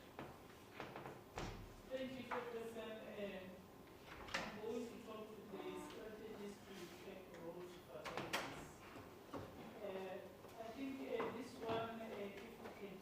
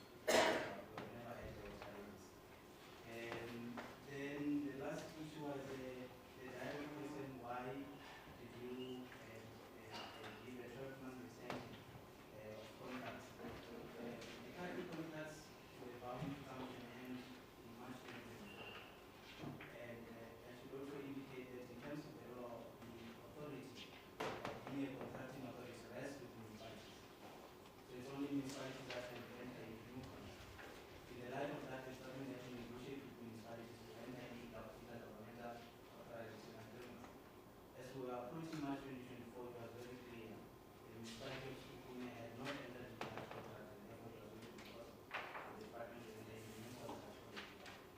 And as a result, we could not conclude the process. The second aspect was the empowerment aspect, which is critical. The new contracts are introduced. There should be a form of subcontract to ensure that there is a broader benefit and empowerment to previously disadvantaged persons. And this could not happen. We realized when the provincial requirement was not able to be attended by TEDA. As a result, the department could not go on and conclude this contract. The extension was given to allow this process. By now, the district of Sukune has already signed the intergovernmental organization agreement, and the provincial professional association caters for the empowerment aspect. And we are very, very hope and determined that come March next year, we will conclude the new contracts begin operation by April 2025. Thank you for the Good morning, honorable members. I'm Nagabeli Masete. I'm going to respond on the Toyando Sexerai. Let me just give a brief background before I go to the progress. That the project started in October 2011 and the implementing agent was Intersite. The problem started when Intersite completed the project and the building started developing some cracks. And when they were requested to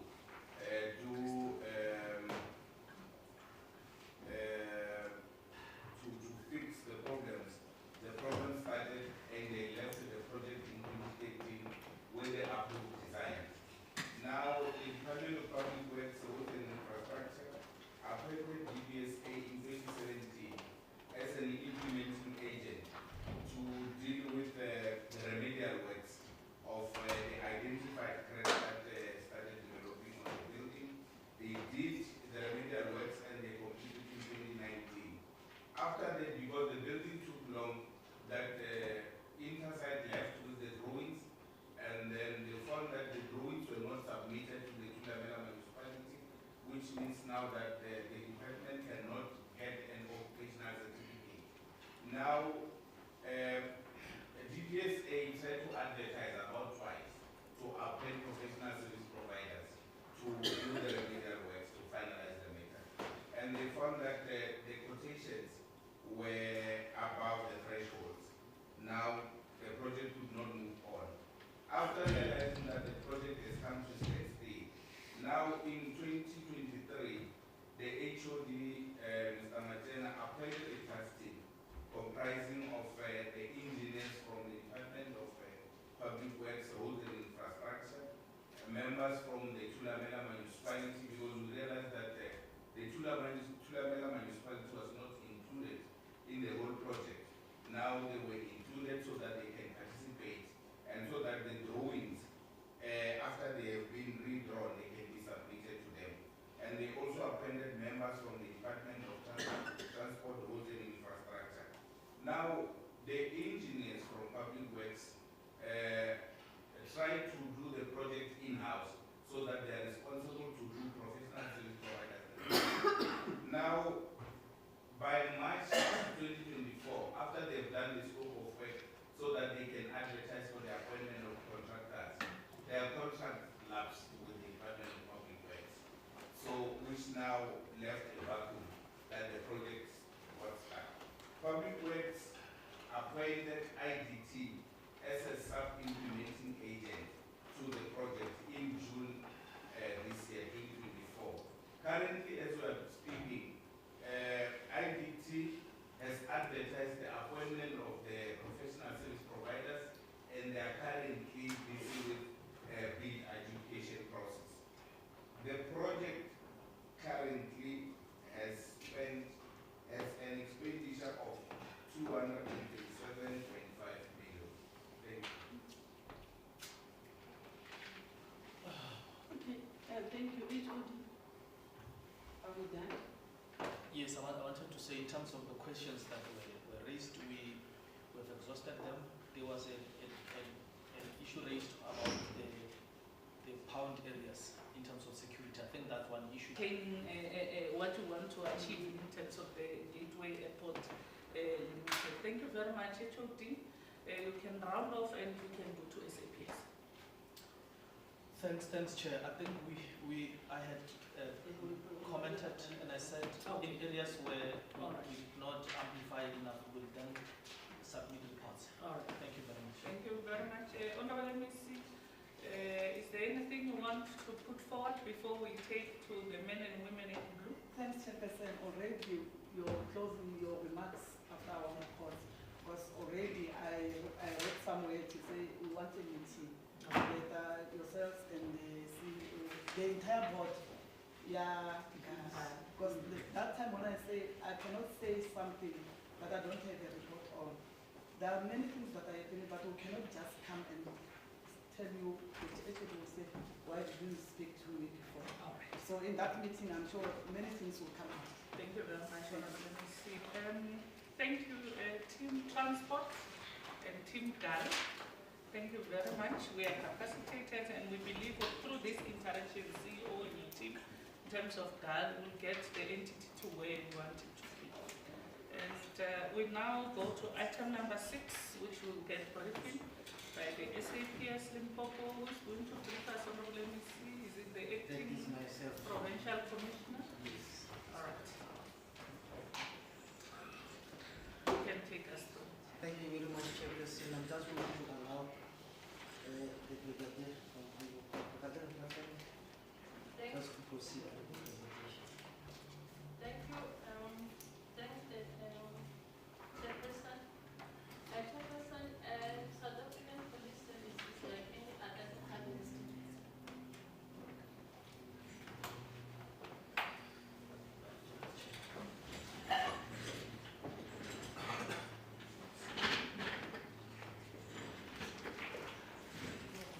Thank you, Chairperson. And also, I thank this opportunity just to sit next to the MEC. It's a privilege. And I don't want to not call you with the right title, Brigadier. Yes. Okay. We have had a moment to go through the reports. Yes. All of them, including the SAPS. What we want you to do is to give us a brief, a detailed synopsis on, because we're meeting with you for the first time. Yes.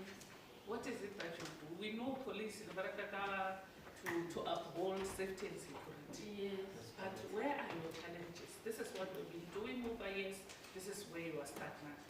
Where you know as the portfolio committee, we can be a bridge between whatever is impeding on you to achieve your primary objective and your own roles and responsibility. So let's not, what am I saying? Let's not go page by page. Yes.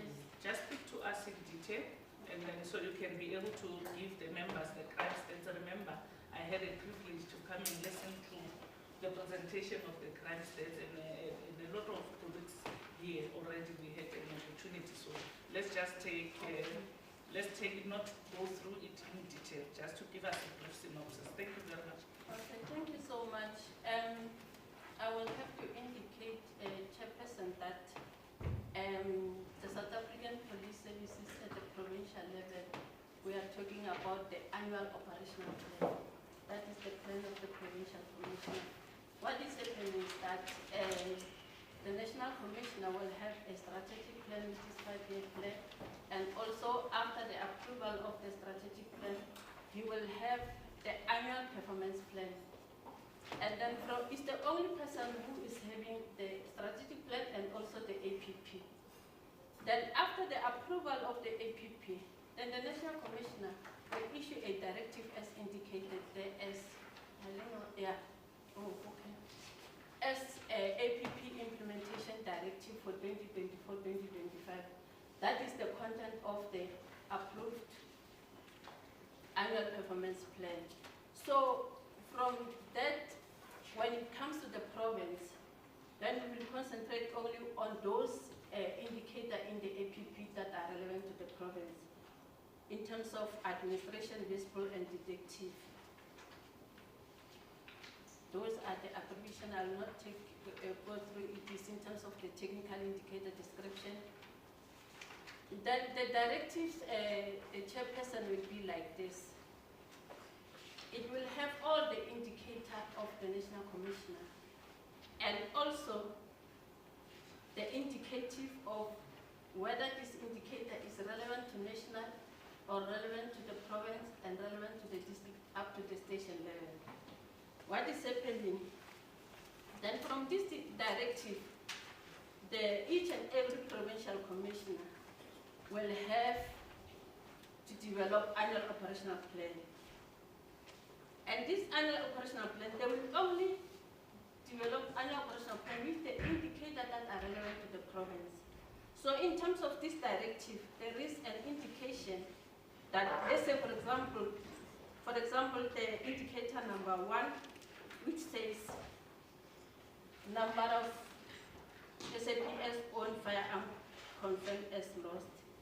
And then on the level at which the output indicator is relevant, is indicating national, provincial, district, station, and including nation units. So on this one, the provincial commissioner will take this to form part of the annual operational plan. That is the directive. And then it also indicates the reporting responsibilities. Here it will indicate who is responsible for reporting and also the implementation responsibilities. It will also indicate who is responsible for indication. Even the provincial commissioner is there. Then I will go to the next slide whereby I had to talk about the link to external sources.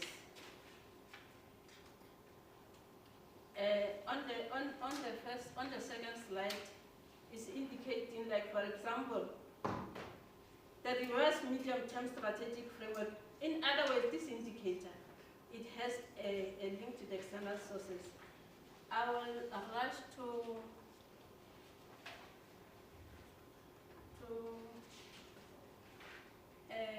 VESPOL. On VESPOL, there are certain indicators that are linked to the minister's performance appraisals, performance assessment. So those that are relevant to the province and they are linked to the minister, they will also form part of the annual operational plan.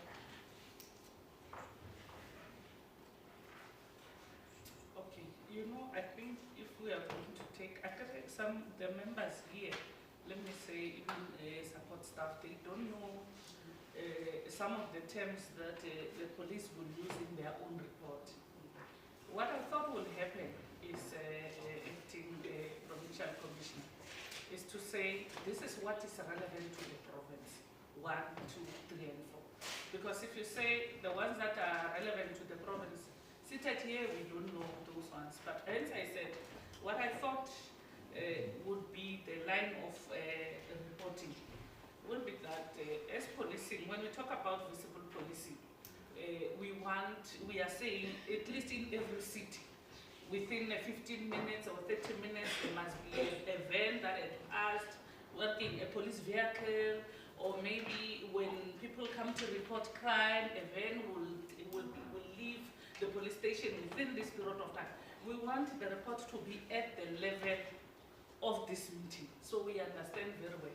This other one that you say directives linked, look at the province, is where you are alone in your meeting, at a high level meeting, because you know which directives are this, which ones linked to the province. But for us here, we want to know what works for you, what doesn't work, where are your challenges, what is it that we can do to mitigate, what information do you want to bring to us as a portfolio committee, as an oversight committee, to know challenges that we are having in your daily work, or what those things we want when we live here. We are capacitated with the work of the SAPS in this province, taking both challenges and also victories that you can put forward.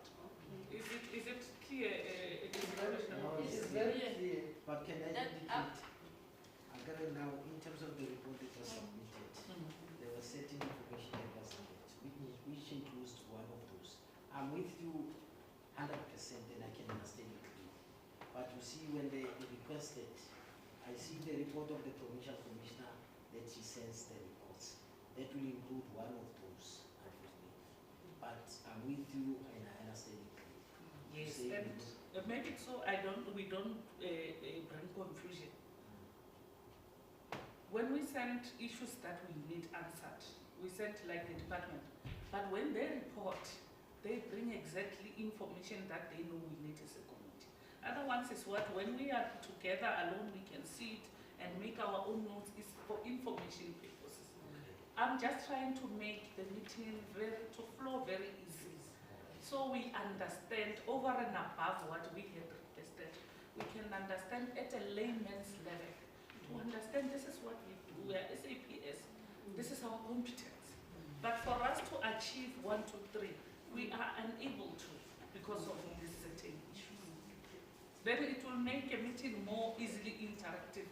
Colleagues would then be able to interact. Okay, thanks, Honorable Chair. Yeah, I was just indicating the Director General, I'm sorry, Chairperson, I'm sorry because on the agenda it says APP, then I wanted to clarify the issue on how to come to the annual operation plan. We are having our own annual operation plan, go to that document of annual operation plan, whereby the Provincial Commissioner has developed the annual operation plan with the indicators, whereby we are having the targets. I'm very sorry to interject. This will be the last interjection. Okay.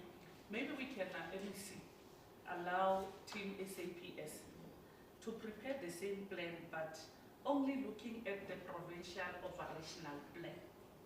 Is this one? Is that this one, and is having also the performance, because we need to have, I don't know whether I can present the performance and unlike the... But is it focused on our province only? Yes. Then it's fine. That's what we need. Oh, okay. If you could put in national directives, I know members will say, what is a directive of national, what is... We will get a space. Remember, this is the first meeting. Yes. We don't want you to get too deep into professional. Just tell us, this is the operational plan of this province. This is what we're planning. Once and when we meet, you'll be telling us all these other nitty-gritties. Then we'll be pulling together in one direction. Okay. Thank you very much. Okay, thanks, Chairperson. And Chairperson, in terms of administration, in terms of the annual operation plan of the Provincial Commissioner, in terms of administration, we are having the following indicators. Is this document that is only the plan for the Provincial Commissioner, number of SAPS on firearm confirmed as lost. And this one is the problem, is the indicator that is indicating how many firearms,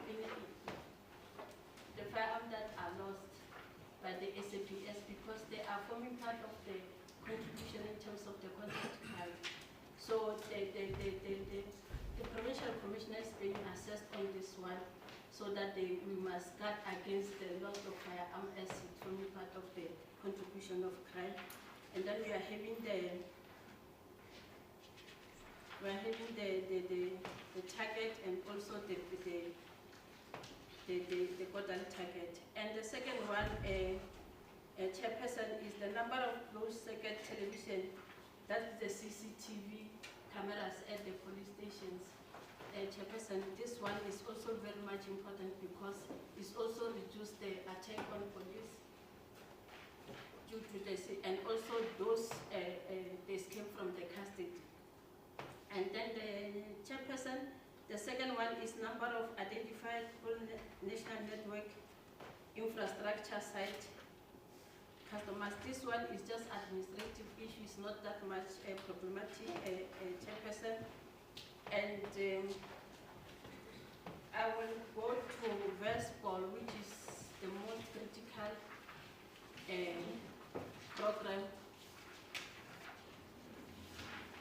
And VESPOL, Chairperson, they are having page 23.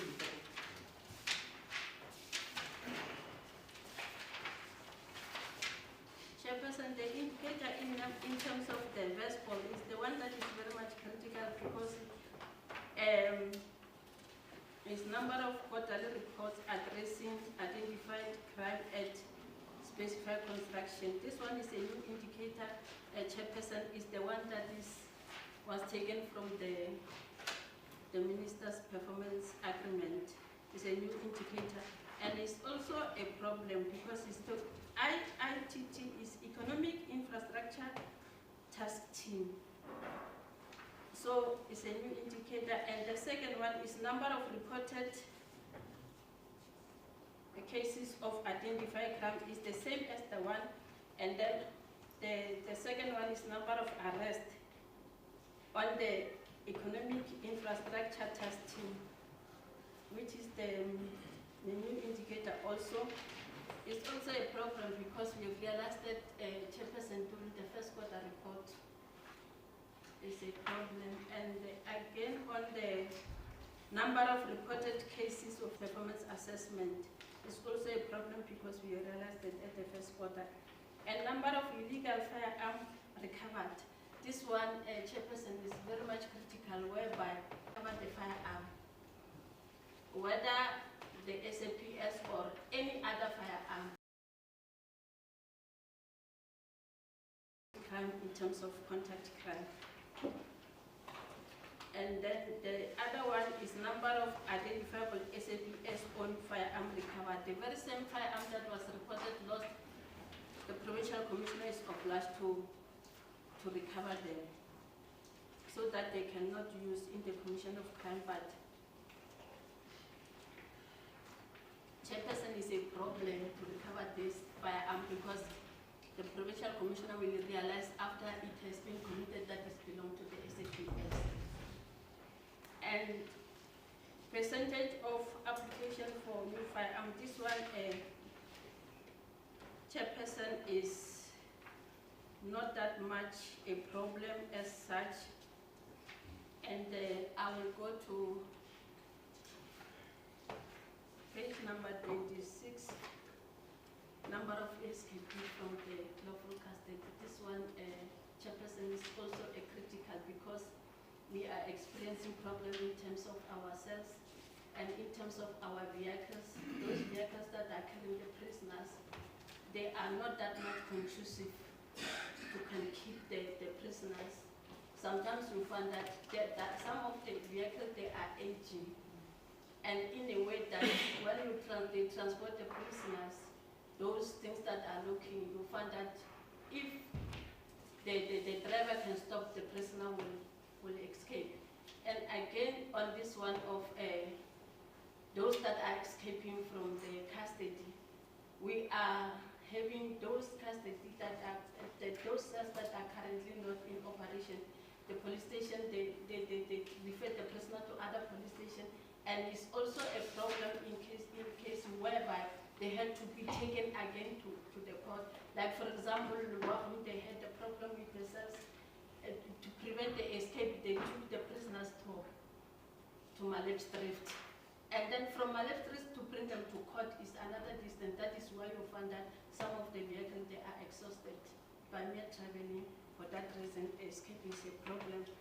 And Chairperson, and number of vehicles recovered. Yes, this one also is a problem, Chairperson, recovery of vehicles.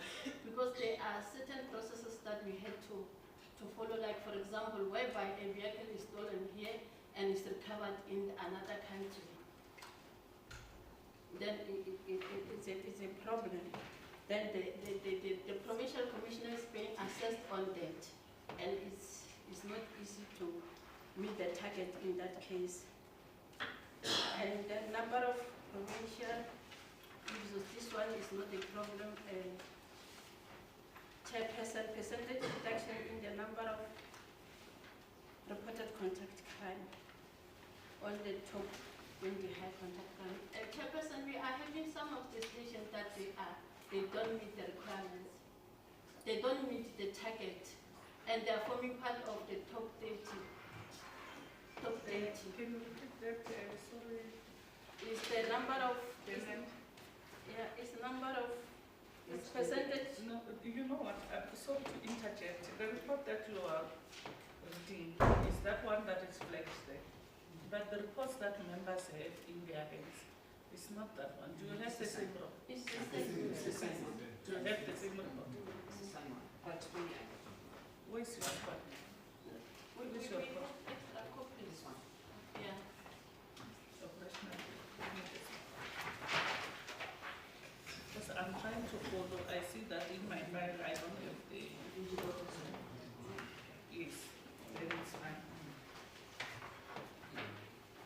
Yes, you can continue. Now I believe even members are following with the report that you are bringing forth. It's quite capacitating. Now we understand where you are going and where you are going. Thank you very much. You can then So continue. much. And then I was on this one of percentage of reported contact crime at the top high contact crime, the top 20 police station. We had those stations that are not performing very well, Honorable Chair. And previously during the strategic plan, it was also indicated by the HOD to say they had to look into Mangoing is one of them. I don't know Provincial, because the Provincial Commissioner is working on them to be taken out of the national state. So there's a problem because we need to capacitate Mangoing and the resources is to meet that. And again, the Provincial Commissioner is having the out of is having his top 20 police station that she must guard against them not to fall within the top 30 of national offices. So it's working on that, but due to the fact that the resources are also limited, she's trying her own level best, but it's also a problem. Percentage of police station rendering a victim-friendly services to victim of crime, including GPV and victim-friendly facilities. So this one is not that much a problem, but the issue is there are certain stations that does not have these victim-friendly facilities. They are using the social workers. And then this one, percentage of stations that have functional community police forum. This one, chairperson, is also an indicator on the community safety. And the HOD also complained about it. But in this case is that us as the SAPS will have to make sure that every station is having a chairperson of the CPF. And then where we had a problem is like previously we had a problem at Sambubreha whereby the community, they don't want to form part of the church, they don't want to have this structure of the CPF. So, but it was addressed, the PC addressed it. And then I want us to go to crime detection. Crime detection. On this one, on the crime detection, we are having a problem, a very big problem. I don't know whether I must continue to talk to that or my acting provincial commissioner will talk to that, but let me indicate he will help me. And chairperson, on this one, the provincial commissioner is being measured on the detection rate on contact crime. Contact crime is crime that is committed on a person, rape, robbery, assault, common, and all those that are committed, the critical crime. So in this one, yeah, they are having a problem because in terms of our own structure, the own structure of the organization, we are catering VESPOL, 70% of the post, 75% of the post, and then 15% on the detective post allocation and 10% on support. So on this one, some of the contributing factors are the detective services. They are not sufficient enough to do the work. because if a crime prevention within Vespol cannot manage to prevent the crime, then it means we will have much cases on the detective. So in some of these, you find that the detective, they are having many cases. One detective, 100 and something or 60, it depends on the level of the police station. Is too much. So yeah, that is where we are having problem in terms of detective services. It's just a summary that I had to do in terms of detective, and the detective we are having the specialized unit, the FCS, that are dealing with the rape cases, where the minor, but still we are having a problem in a way that there are not enough to handle the issue, and that is why some of the cases, they take time to be finalized. I think, Honorable Chairperson, that is my story. I don't know if maybe my acting provincial commissioner is having anything to add on this. Thank you so much. Thank you, Colonel. Thank you very much. You know, when I started, I said, you must tell me this ranks, because I know some people are very sensitive to it. Maybe Colonel is lesser than the Brigadier, so when you live here, you'll be very No, so Vespol is visible policing. Yeah, visible policing. Visible policing. You said crime prevention. Yeah, so you see some of this we must just clarify quickly in our own minds. Because the first meeting we must know Vespol, visible policing, active is this, but thank you very much. At least now we know. You know, when you are reporting, I hear members, they are just making comments that they are worried. Because if a detective can have 160 cases, some of them will just be cold cases. Yeah, no, but thank you very much. Brigadier Ngoweni, our provincial head. Oh, thank you very much. Acting provincial commissioner. All right. Take us. Thank you very much. Just to clarify, I think in terms of what you already indicated, there is a challenge of manpower in terms of detectives. Due to resignation, a majority, unfortunately, they are already going on pension. That is what is creating a backlog of the cases. But in terms of that, there is a national strategy to come and address that. Even at national, they are aware. It's not just Limpopo alone. I think it's a national issue that they've already put in a strategy to come and address the problem. I think the intakes that will be coming, majority will be coming to the detectives so that they can address the barriers. So that matter is being also looked at the national office, so it's being addressed. The issue of the resources in the detective services. So, where's our agenda, pardon? Now, we need to get the crime stats holistically. Let it not be like the provincial report day that you're taking us to percentage from one police. We want to know in terms of the province. Where are we? Let me indicate something. In terms of the report that was required, and I can see in terms of the period, unfortunately we are already finalizing the semester now. But the crime stats that was needed, I think is for the first quarter. You have it like that, Kenneth? Correct. Okay. So that one, Chairperson, I would like to indicate, because the crime stats already is for the first quarter, and already we're sitting at the second quarter. And you'll see March, the crime stats that is going to be presented, because it's old now, you understand it? Because in terms of the stats, we're talking fresh stats. So unfortunately, in terms of the reports, what was required, they said the first quarter. And unfortunately, we're already in the second quarter, the semester. That is just what I want to indicate. So let us not be surprised, because the test that is going to give, it's an old one, but the current test that was giving when we have is not the same like that one. Okay, so now you're going to give us first quarter stats. Yes, first quarter stats. It's fine. I can just to update us what happened in the first quarter. And before you close, just take a bit of good stories that come out of the holistical report that we don't just give us old things because new things will be here. As we go Give it to along, us so members can know what's happening. But just to say from there, this is where we are. Yes, thank you very much. You can take us.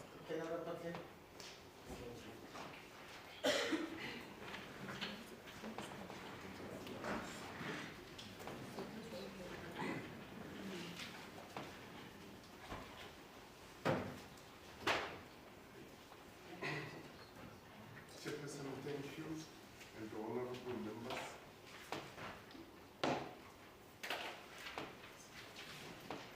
Can you talk on the rest?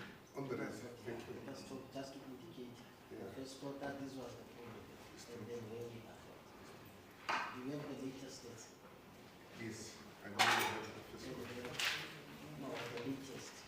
For the second six. I don't go to indicate that one. You say on the current. I don't know what you see. What of the problem they want is the same report that we received for that day. Because it was like, it's me and the chairperson who attended. The entire committee members want to know what's happening. Then from the same report, you will tell us how far are you in correcting some of the issues that were in that area. No, it's fine. Thanks. Thank you, Chair. I will present the crime stats for the first quarter, which is April to June. You can go to page 89, because according to the to this report, Chairperson, they decided to combine the fourth quarter and the first quarter. So, as we have agreed that we can present, the first quarter, then it will be. Chair, sorry for this question. Page 18 of which Yeah, just maybe show us the thought first in front. So in members front, page 89. the whole report, the blue area, I think it's blue. Yeah. Just so we know. This one. Okay, if you can read it out, first quarter of Actually it says first quarter of 2024-2025 financial year, April to June 2024. This one. Yeah, this one is the one that was circulated. It's on bullet 4 in the file, tab GH. It's directing the crime stats. GH. I know the one that you are in is from April to June 2024. Honorable Mponyana, in your hard file, there's GH tab. That's where you will find location file. Thank you very much. Yes, you can take us through. And which page? Page 89, members.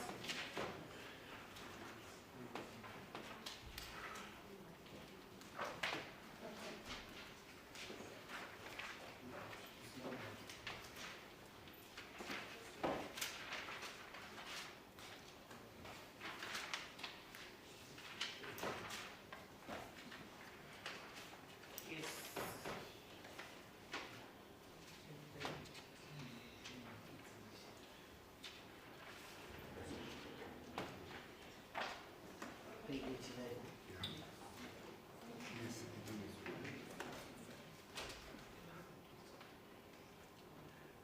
Chairperson, thank you once more. Chairperson, I will give only the provincial picture for the province. And let me start by saying that I will start with the contact crime.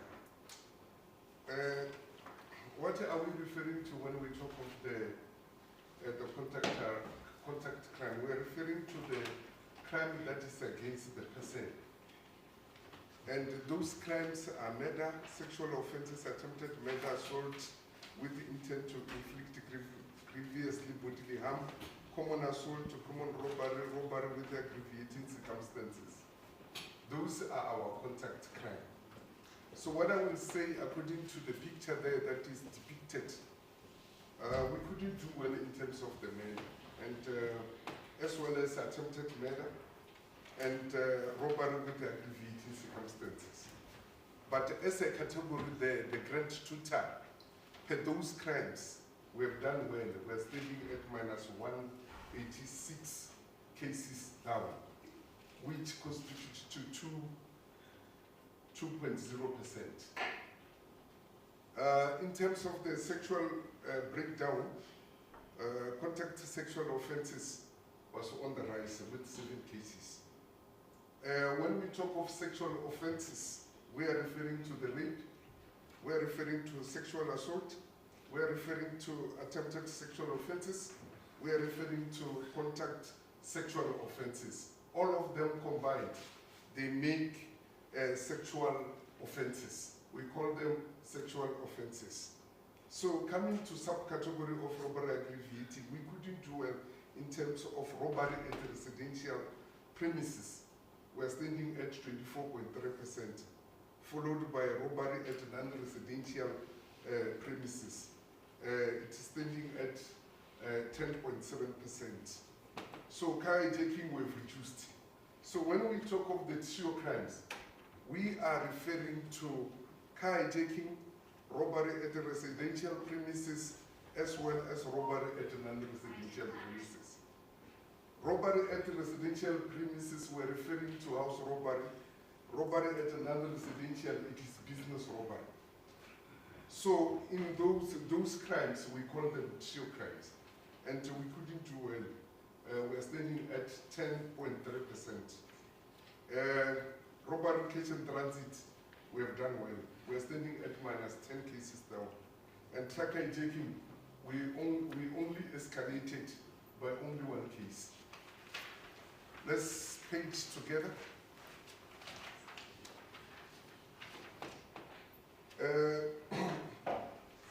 Here, I will be talking about contact-related crimes. Contact-related crimes, we are also referring to the arson and malicious damage to property. And in those categories of crimes, we've managed to reduce as a province. We are standing at minus 3.3%. Property-related crimes, that is where actually the crime is committed, wherein the property was taken. And in that regard, as a province, the problems from our side, it emerged under theft out and from motor vehicle. We've got an increase of 182 cases, and the rest were on the green side, as you look. Once if it is green, which means that the police were doing well. And again, we've got other serious crimes. What are we referring to when we talk of the other serious crimes? We're referring to theft general, commercial crime, as well as shoplifting. Those are the crimes that are called other serious crimes. What happened as a province, as depicted there? In terms of theft general, we couldn't do well. We've got an increase of 6.7%. And commercial crime, we've got an increase of 30.1%. And as a category, other serious crime, we couldn't do well. We're standing at 11.4%. Then, as you look there down, we have got the so-called 17 community reported serious crimes. What are we referring to when we talk of 17 community reported serious crime? We are referring to the contact crime itself. We are referring to the contact-related crime. We are referring to the property crime, as well as other serious crimes. All of them, those crimes, combined, they form 17 community reported serious crimes. So, as a province, we are standing at an increase of 2.0%. Lastly, I will go to crime detected as a result of police action. These are the efforts made by the police in order just to tackle crime in our communities. For an example, collection of illegal possession of firearms and ammunition. Those are the efforts that are initiated by the police officials. So in that regard, they've done well, they are on the green side, which means that they were performing very well. As you can see, under that category itself, all those crimes there, we are on the green side, which means that the police were doing very well, were performing very well in that category. And the chairperson, just to indicate, in terms of that category, I think as you all know, we're having operations, like the Operation Chanela. In terms of what is expected of us, it means the firearm, as you can see there, in terms of the rates, we're having a problem with the house robbery at residential premises. All those where firearms mostly are utilized. So as the police, it's our duty to ensure that we recover more firearms. As you can see, the number for the previous year, I can compare, it was 160. So the number of the recovered firearms is standing at 206 for the first quarter. That is why you see there is green. In terms of this one, the number has to increase. It's not like those, the others. The numbers has to increase. So here is different because these are police-initiated crimes. As you can see there, the second one I think is drug-related crimes. As you know, with drugs, it's a problem everywhere. So in terms of the operation, we expected to increase the number of the people that we are arresting. And then in terms of that, for the previous quarter, it was 1,733.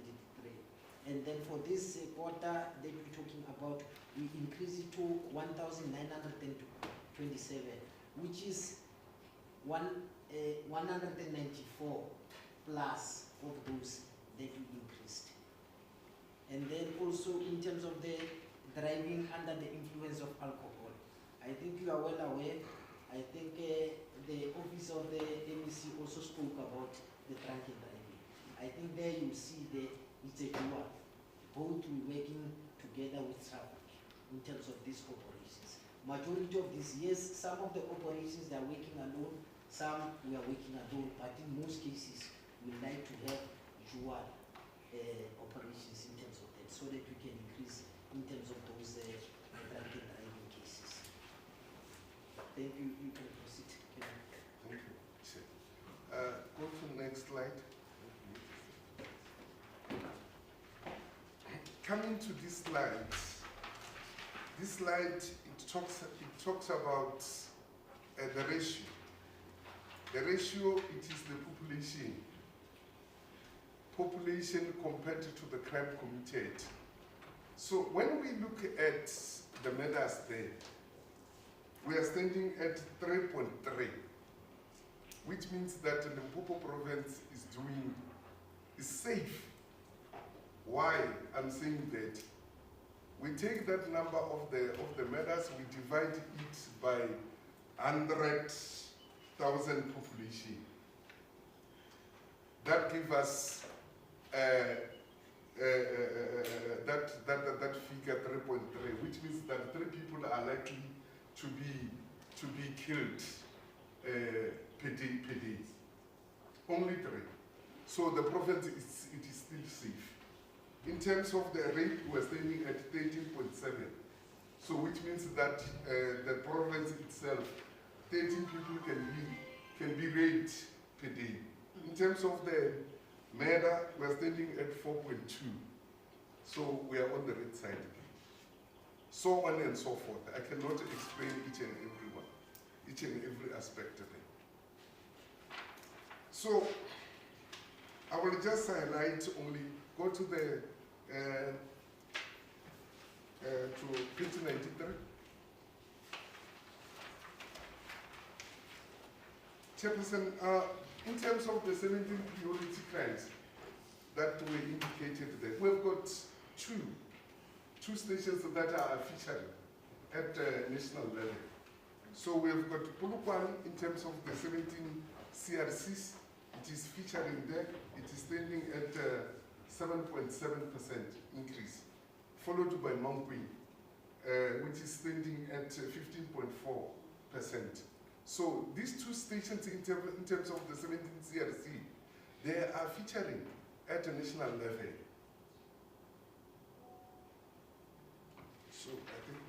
to take cognizance of that. And then even in terms of the contact crime, Toando, it is featuring at the national. I will highlight all that.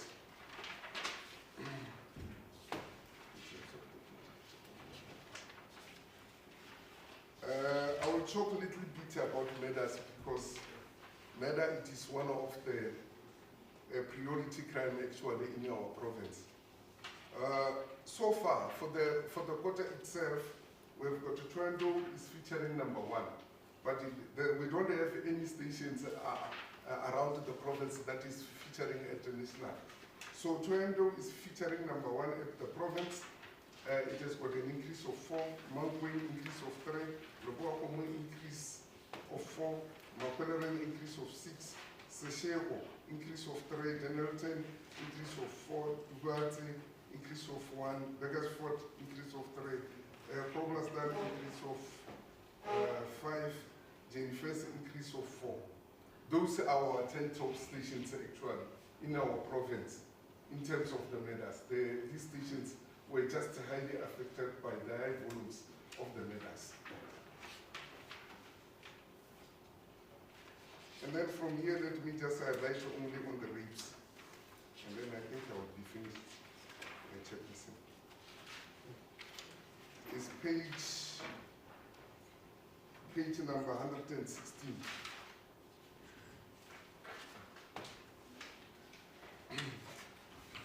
The rapes actually,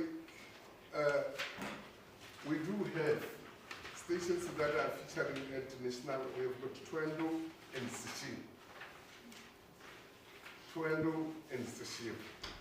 Those are the stations that are really featuring at national. So in that regard, Chairperson, I believe that I will end my presentation here. Okay, let's allow the acting provincial commission to add on areas that he thinks is very important that he can add on before I allow members to get in with clarity seeking questions. Thank you very much, Chairperson. Let me just indicate, I think in terms of Toyando, it has been the most contributing in terms of that. Just to indicate the area of Toyando, I think it's having about close to 450 villages that are there. So we can understand, and that is one of the contributors because it's overly populated.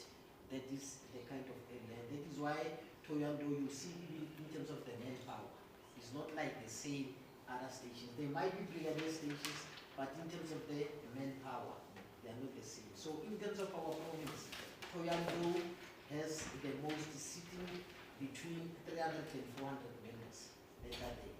Whilst you find at other stations, the number is not the same.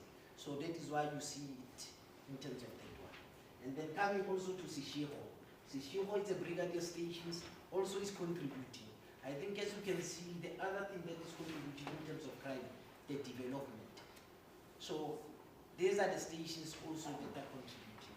So the higher the rank of the stations, the higher the resources. If a station is at the lower rank, even the manpower, they are not going to get enough manpower. And Limpopo is sitting with the problem to say most of the stations are at the captain's level. So that is where we have challenges. So if we can try, maybe to upgrade the stations. If we upgrade the stations, that will also result in more resources by that station. So that is my plea. The area of Seshego, as you can see it, I think in Limpopo we having the vastest. It's having, much as the police station is there, but it's also policing the areas like Yomarowe. It's about 200 to 300 cases as you go to perform. So that is how big some of the areas are, including your Toyando. That is policing over 400, close to 450 villages. So, and that creates a problem. The other thing, as we can see it, and we know, that is why you find most of the complaints that are coming. You find the police stations like Toyando at every, most of the time, they are utilizing about 2 or 3 vehicles. And if an incident has to happen, especially, let me make an example with the weekend, and we know crime is happening. About even incident, the van is going about 350 kilometers. They are busy with a complaint of murder. And then there's another incident happening this side, another. So those areas are too big. And that is why we're having these complaints of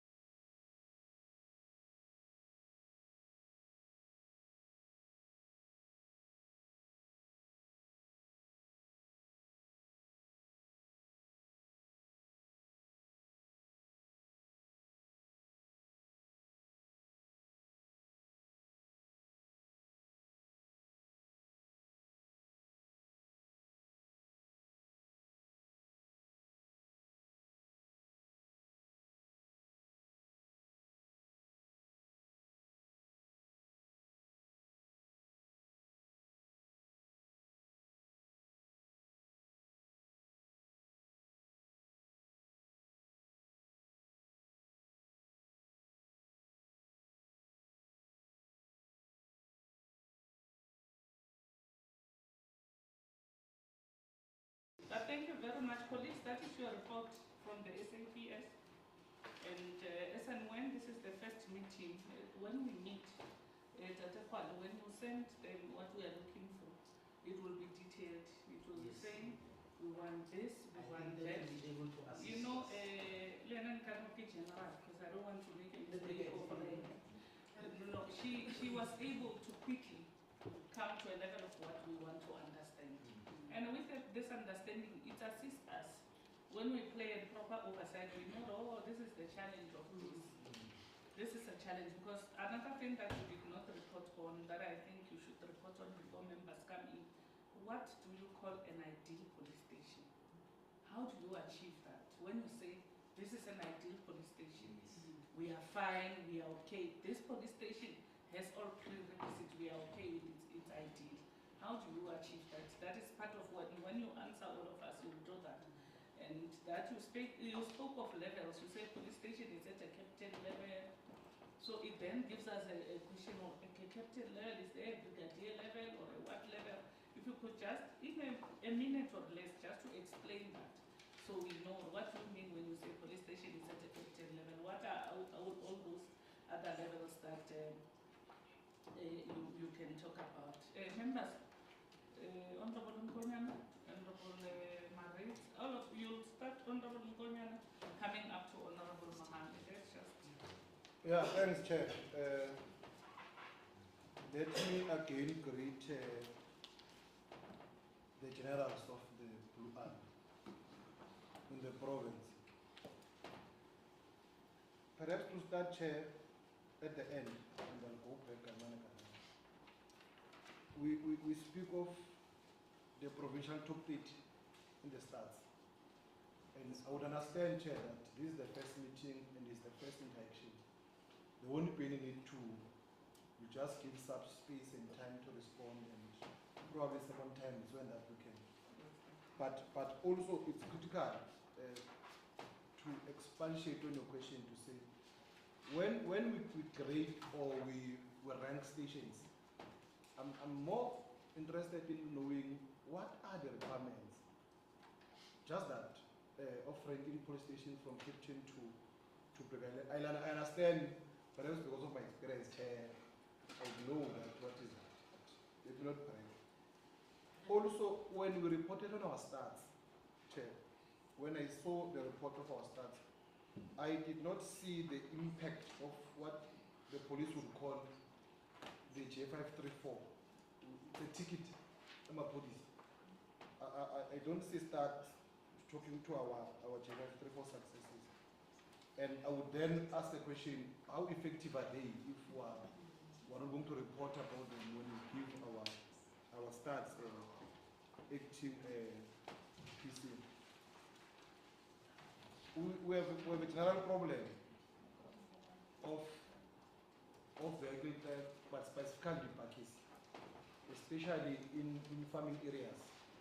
Your Kolasa, your Palabura, your Palale, and most importantly your what is area, and so on. Ne? And I would be interested to know, Chair, through you, what are measures that you are doing, especially in engaging these manufacturers, your most popular one, Toyota and others, Ford and so on. Do we have any interaction with them? Because generally you can see that it's serious about safety measures. Are the police doing anything to interact with them? Then the third question would be that there's a national operation, Chair, to curb these things of extortions, your construction mafias, which are rising in the province. They are not there, but they are rising now. So I see we've brought our head of specialized operations who's here. And perhaps as a compliment, you've done very well in decreasing our CITs. But are there any major operations that we've carried out with a special focus on these extortion cases, especially in areas where they are affected? Because I've seen in your report, it states that. Then, Chairman, Chair, you forgive me, I won't be long, but I'll try to. I will stop you. The last meeting we had with the department, the first meeting that we had with the department, we requested, I personally requested to say, how can we employ on ways to take Skukune, LCRC, and that one, yeah, of service and motor vehicles that we were home, back to Puluka, back to Jenfest, or any area in Skukune. That will lessen the time of traveling when your cars need to be serviced, when our fingerprints have been taken. Can't we find ways to move it a bit closer to the people, and so that the police that use them can be a little bit closer? And I would love to understand if there are ways to do that. Then, the police stations that are not performing well, and you said there's 20. I think in the report, it was page 28, yeah. Yeah, page 28. You said there are 20 that are at risk of falling into the national top 30. Those police stations, can we, in the next meeting, check, that one I know is going to pursue now, in the next meeting, because they're not part of that 30. Can we, in the next meeting, try to find ways of enlisting them and trying to understand how can we assist as a community when we are playing oversight?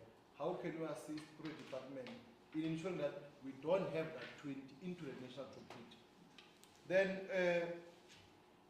Chair, we have a case here. I'm sure acting PC is aware. Tafulkop nearly became a massacre at Tafulkop. It nearly became a massacre. We have this rising gang violence in Skukune. There are emerging groups in townships and villages dubbed as Shebeshit gangs, because the style of operation, the clothing style and the tattooed bodies and so on, they resemble an artist called Shebeshit. And they continue to harass communities and murder them.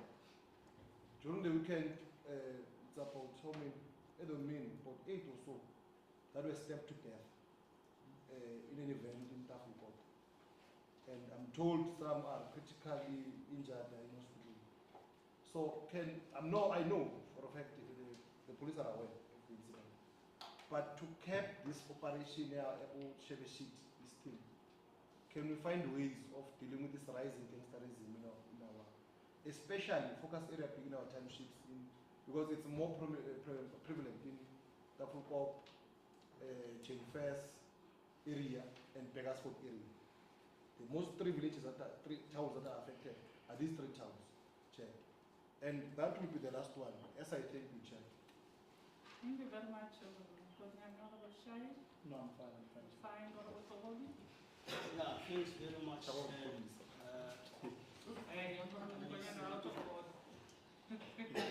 Thanks very much.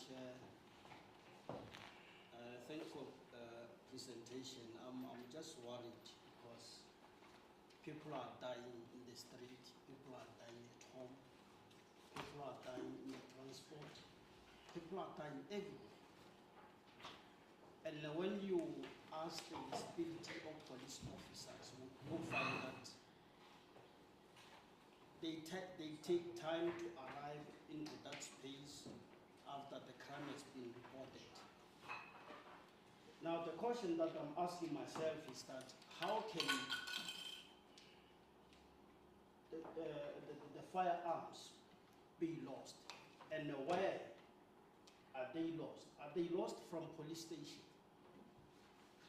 Because we need to understand that if they are lost from police station, it means there's no one who's actually taking care of that, who is responsible for these tools of trade.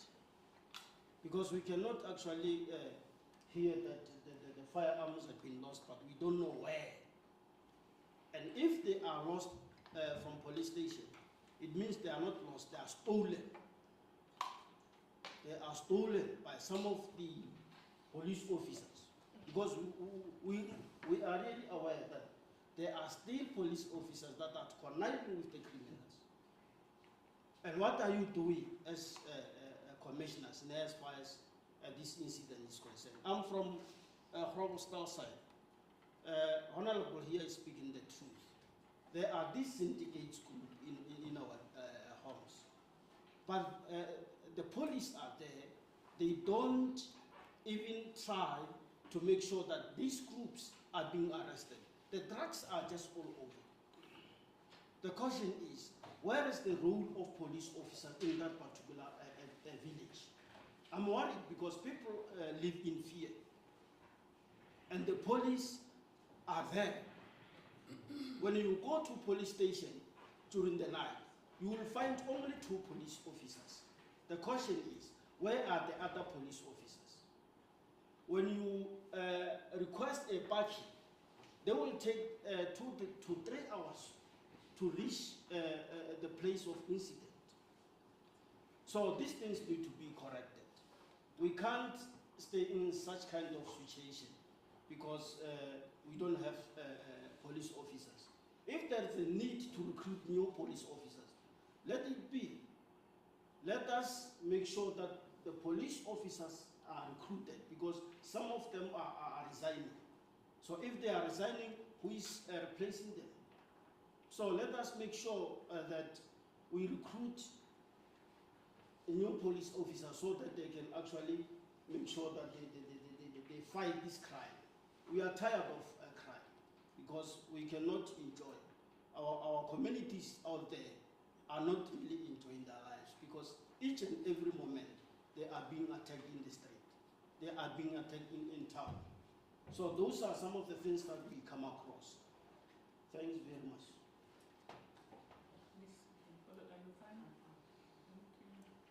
Thank you, Honorable Chairperson. I just want to comment on the following. Maybe to start with Honorable MEC and your team. I really want to appreciate the sterling work you are doing, more especially along the Limpopo River with regard to the crimes reported earlier by the communities down there. You are trying by all means to curb, the hijacking of vehicles from this side to the other side, to Zimbabwe. There is visible policing to some speed, and from that side. So we really want to appreciate the steady work that you are doing as a department. Since your intervention, when it comes to stock theft, at least the numbers are declining, and other criminal activities down there. So we say keep it up. As I was listening to the rapporteurs, I learned that they were also coming up with some recommendations when, voicing out some challenges. For instance, they mentioned challenges like lack of person power, police vehicles, lack of police vehicles, and so on. And it also also came to my mind that previously we were having a lot of satellite police stations. We were having satellite stations. I don't know what's happening now. I think we need to review, to check the status quo of satellite police stations, because I think they were helpful, you know. Because if you can check now, they've been reduced. Many of them have been closed. I think we need to check on that. Yeah, I think those are the only comments that I wanted to share with the colleagues. I thank you, Chair. Thank you, Chair. I'm going to speak about, when you look at this report, Chairperson, there are greens, there are reds, but you see, SAPS performing well. I don't want to say I don't know whether to say it's a perception or it's the way that it is.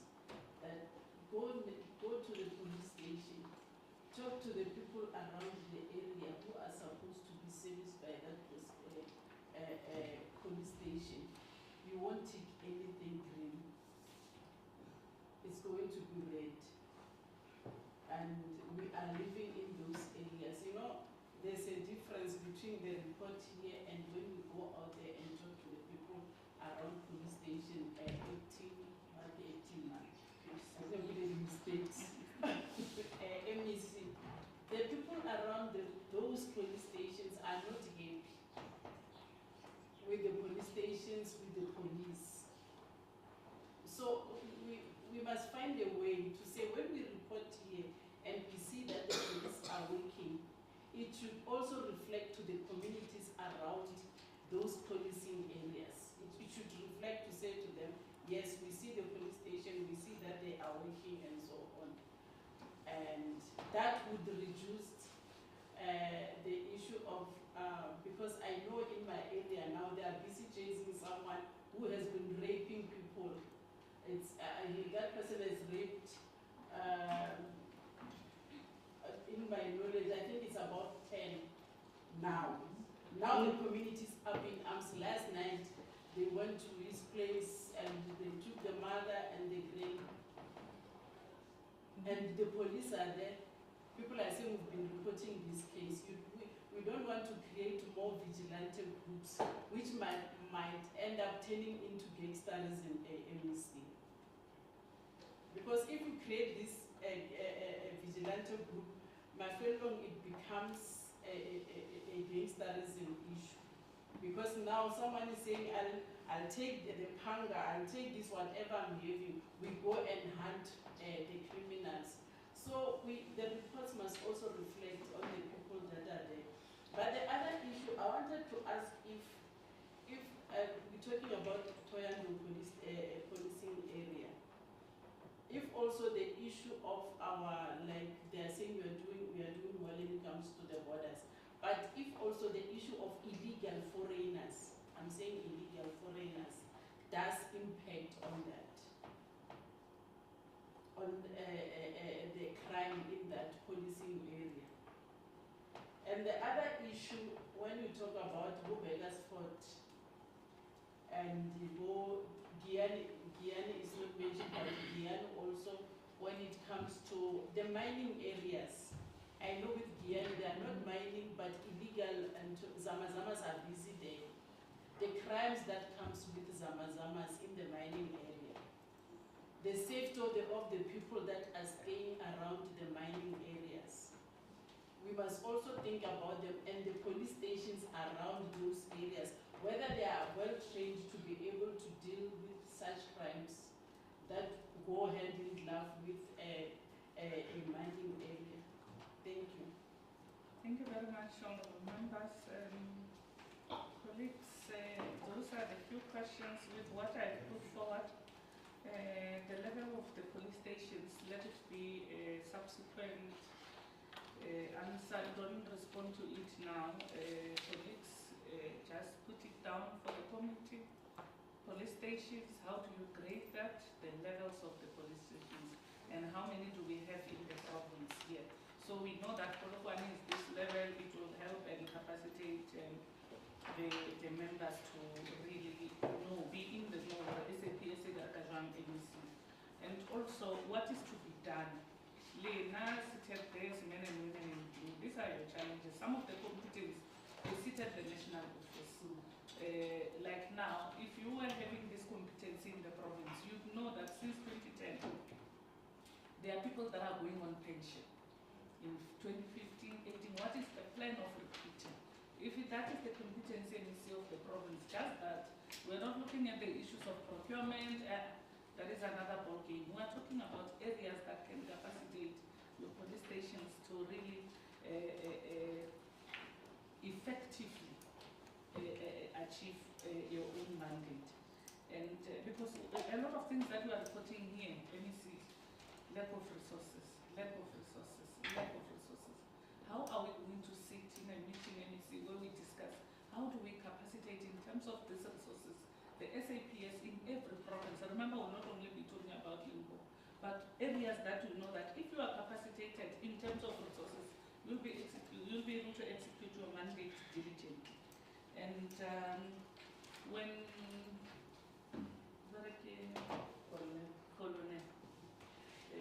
you were reporting, where they are read, you kept on saying, we didn't do well, we didn't do well. And I'm seated here trying to figure out, how is your doing well? Remember, this red ticks, is it not influenced or informed by when a certain person come and put in open a case, another one come and open a case? I want us to look at that trend of reporting, because sometimes you call yourself short, we didn't do well, but those crimes, you're not the ones committing.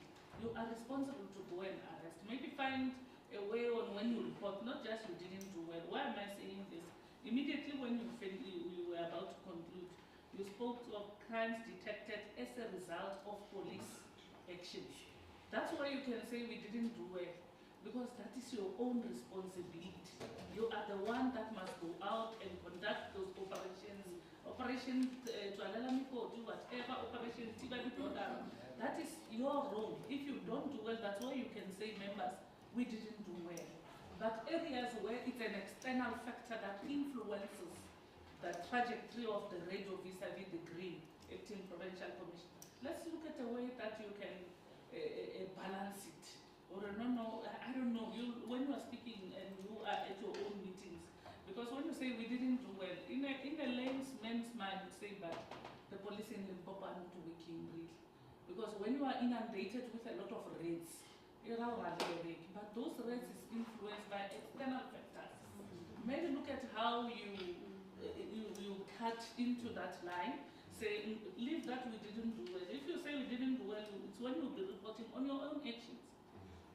I think that is just an advice. And areas where we need supplementary information, acting Provincial Commission, I don't respond now. Because if you say we'll not be able to write, we want something that when we sit with you next time, we'll say, but Provincial Commission acting, this is what you said in this meeting.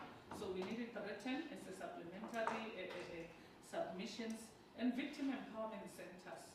How many are working and how many are not working? The department has done well, but that is your competence.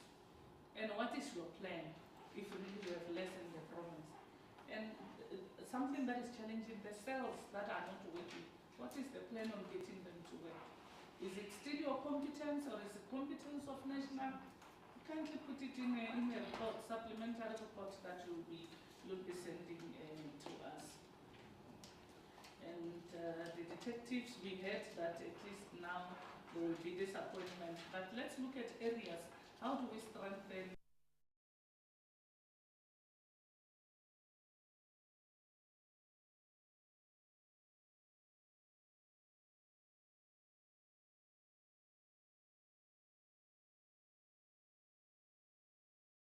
Yes, most of the several positions, they don't have those. They rely on one way to run. There's only value that is there. It's sometimes used for me. The report about that one.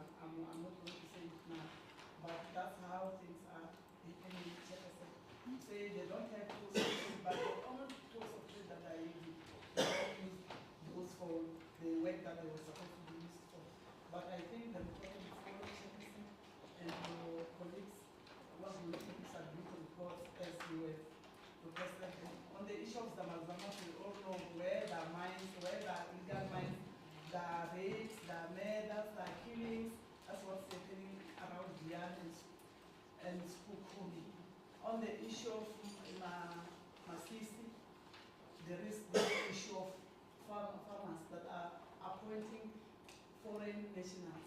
So those are the people that are doing this with the help of our own brothers and sisters. Because when you say you chase those foreign nationals, you will be chasing the Mukwenyani, the son-in-law of someone, the husband to someone. So those are things that, as communities, we must make sure that we deal with it. Because the issue of crime is not about the police men and women. It's about us as communities. What are we doing? Because if, like in my Masisi chairperson, one lady stood up and said, traditional leaders, you are the ones that are giving these people permission to occupy your land. And now you are coming here to say, we are being like terrorized by the foreign nationals, while you are the ones that are giving them permission to occupy your land. So in those things, you can find that says Christians saying something. Only find that people, she's saving Mukwenyana, who's a foreign national. And when you go down there and ask, who are the people that are doing this? She won't tell you, because she will be reporting the Mukwenyana indirectly. So, but I think all the reports chairperson will reach your office before we meet, so that you can go through together with the committee members, so that you know what is happening and what we are doing as a department, both SAPS, GAAL, and ourselves. Thank you very much, Honorable MEC, your team, and honorable members. This has been a very fruitful day. At least today we're supposed to, we were privileged to the SAPS information, and I believe that members now know the direction that the province is at in terms of their safety and security. And honorable MEC and your team, it's the level of unity that the three of you are going to show yourself as the MEC, GAAL, and the SAPS, to make sure that the people that are at most vulnerable looking at this department for their safety, to make sure that their livelihood are secured through the safety that will be putting up to them. That will give the people of this province hope. That will also give us as the citizens of this province hope. And on that note, I'd like to thank your honorable members for attending this meeting. Honorable MEC and your team, until you will meet again, I want you to have yourselves a blessed day further and travel safely to wherever you are going to.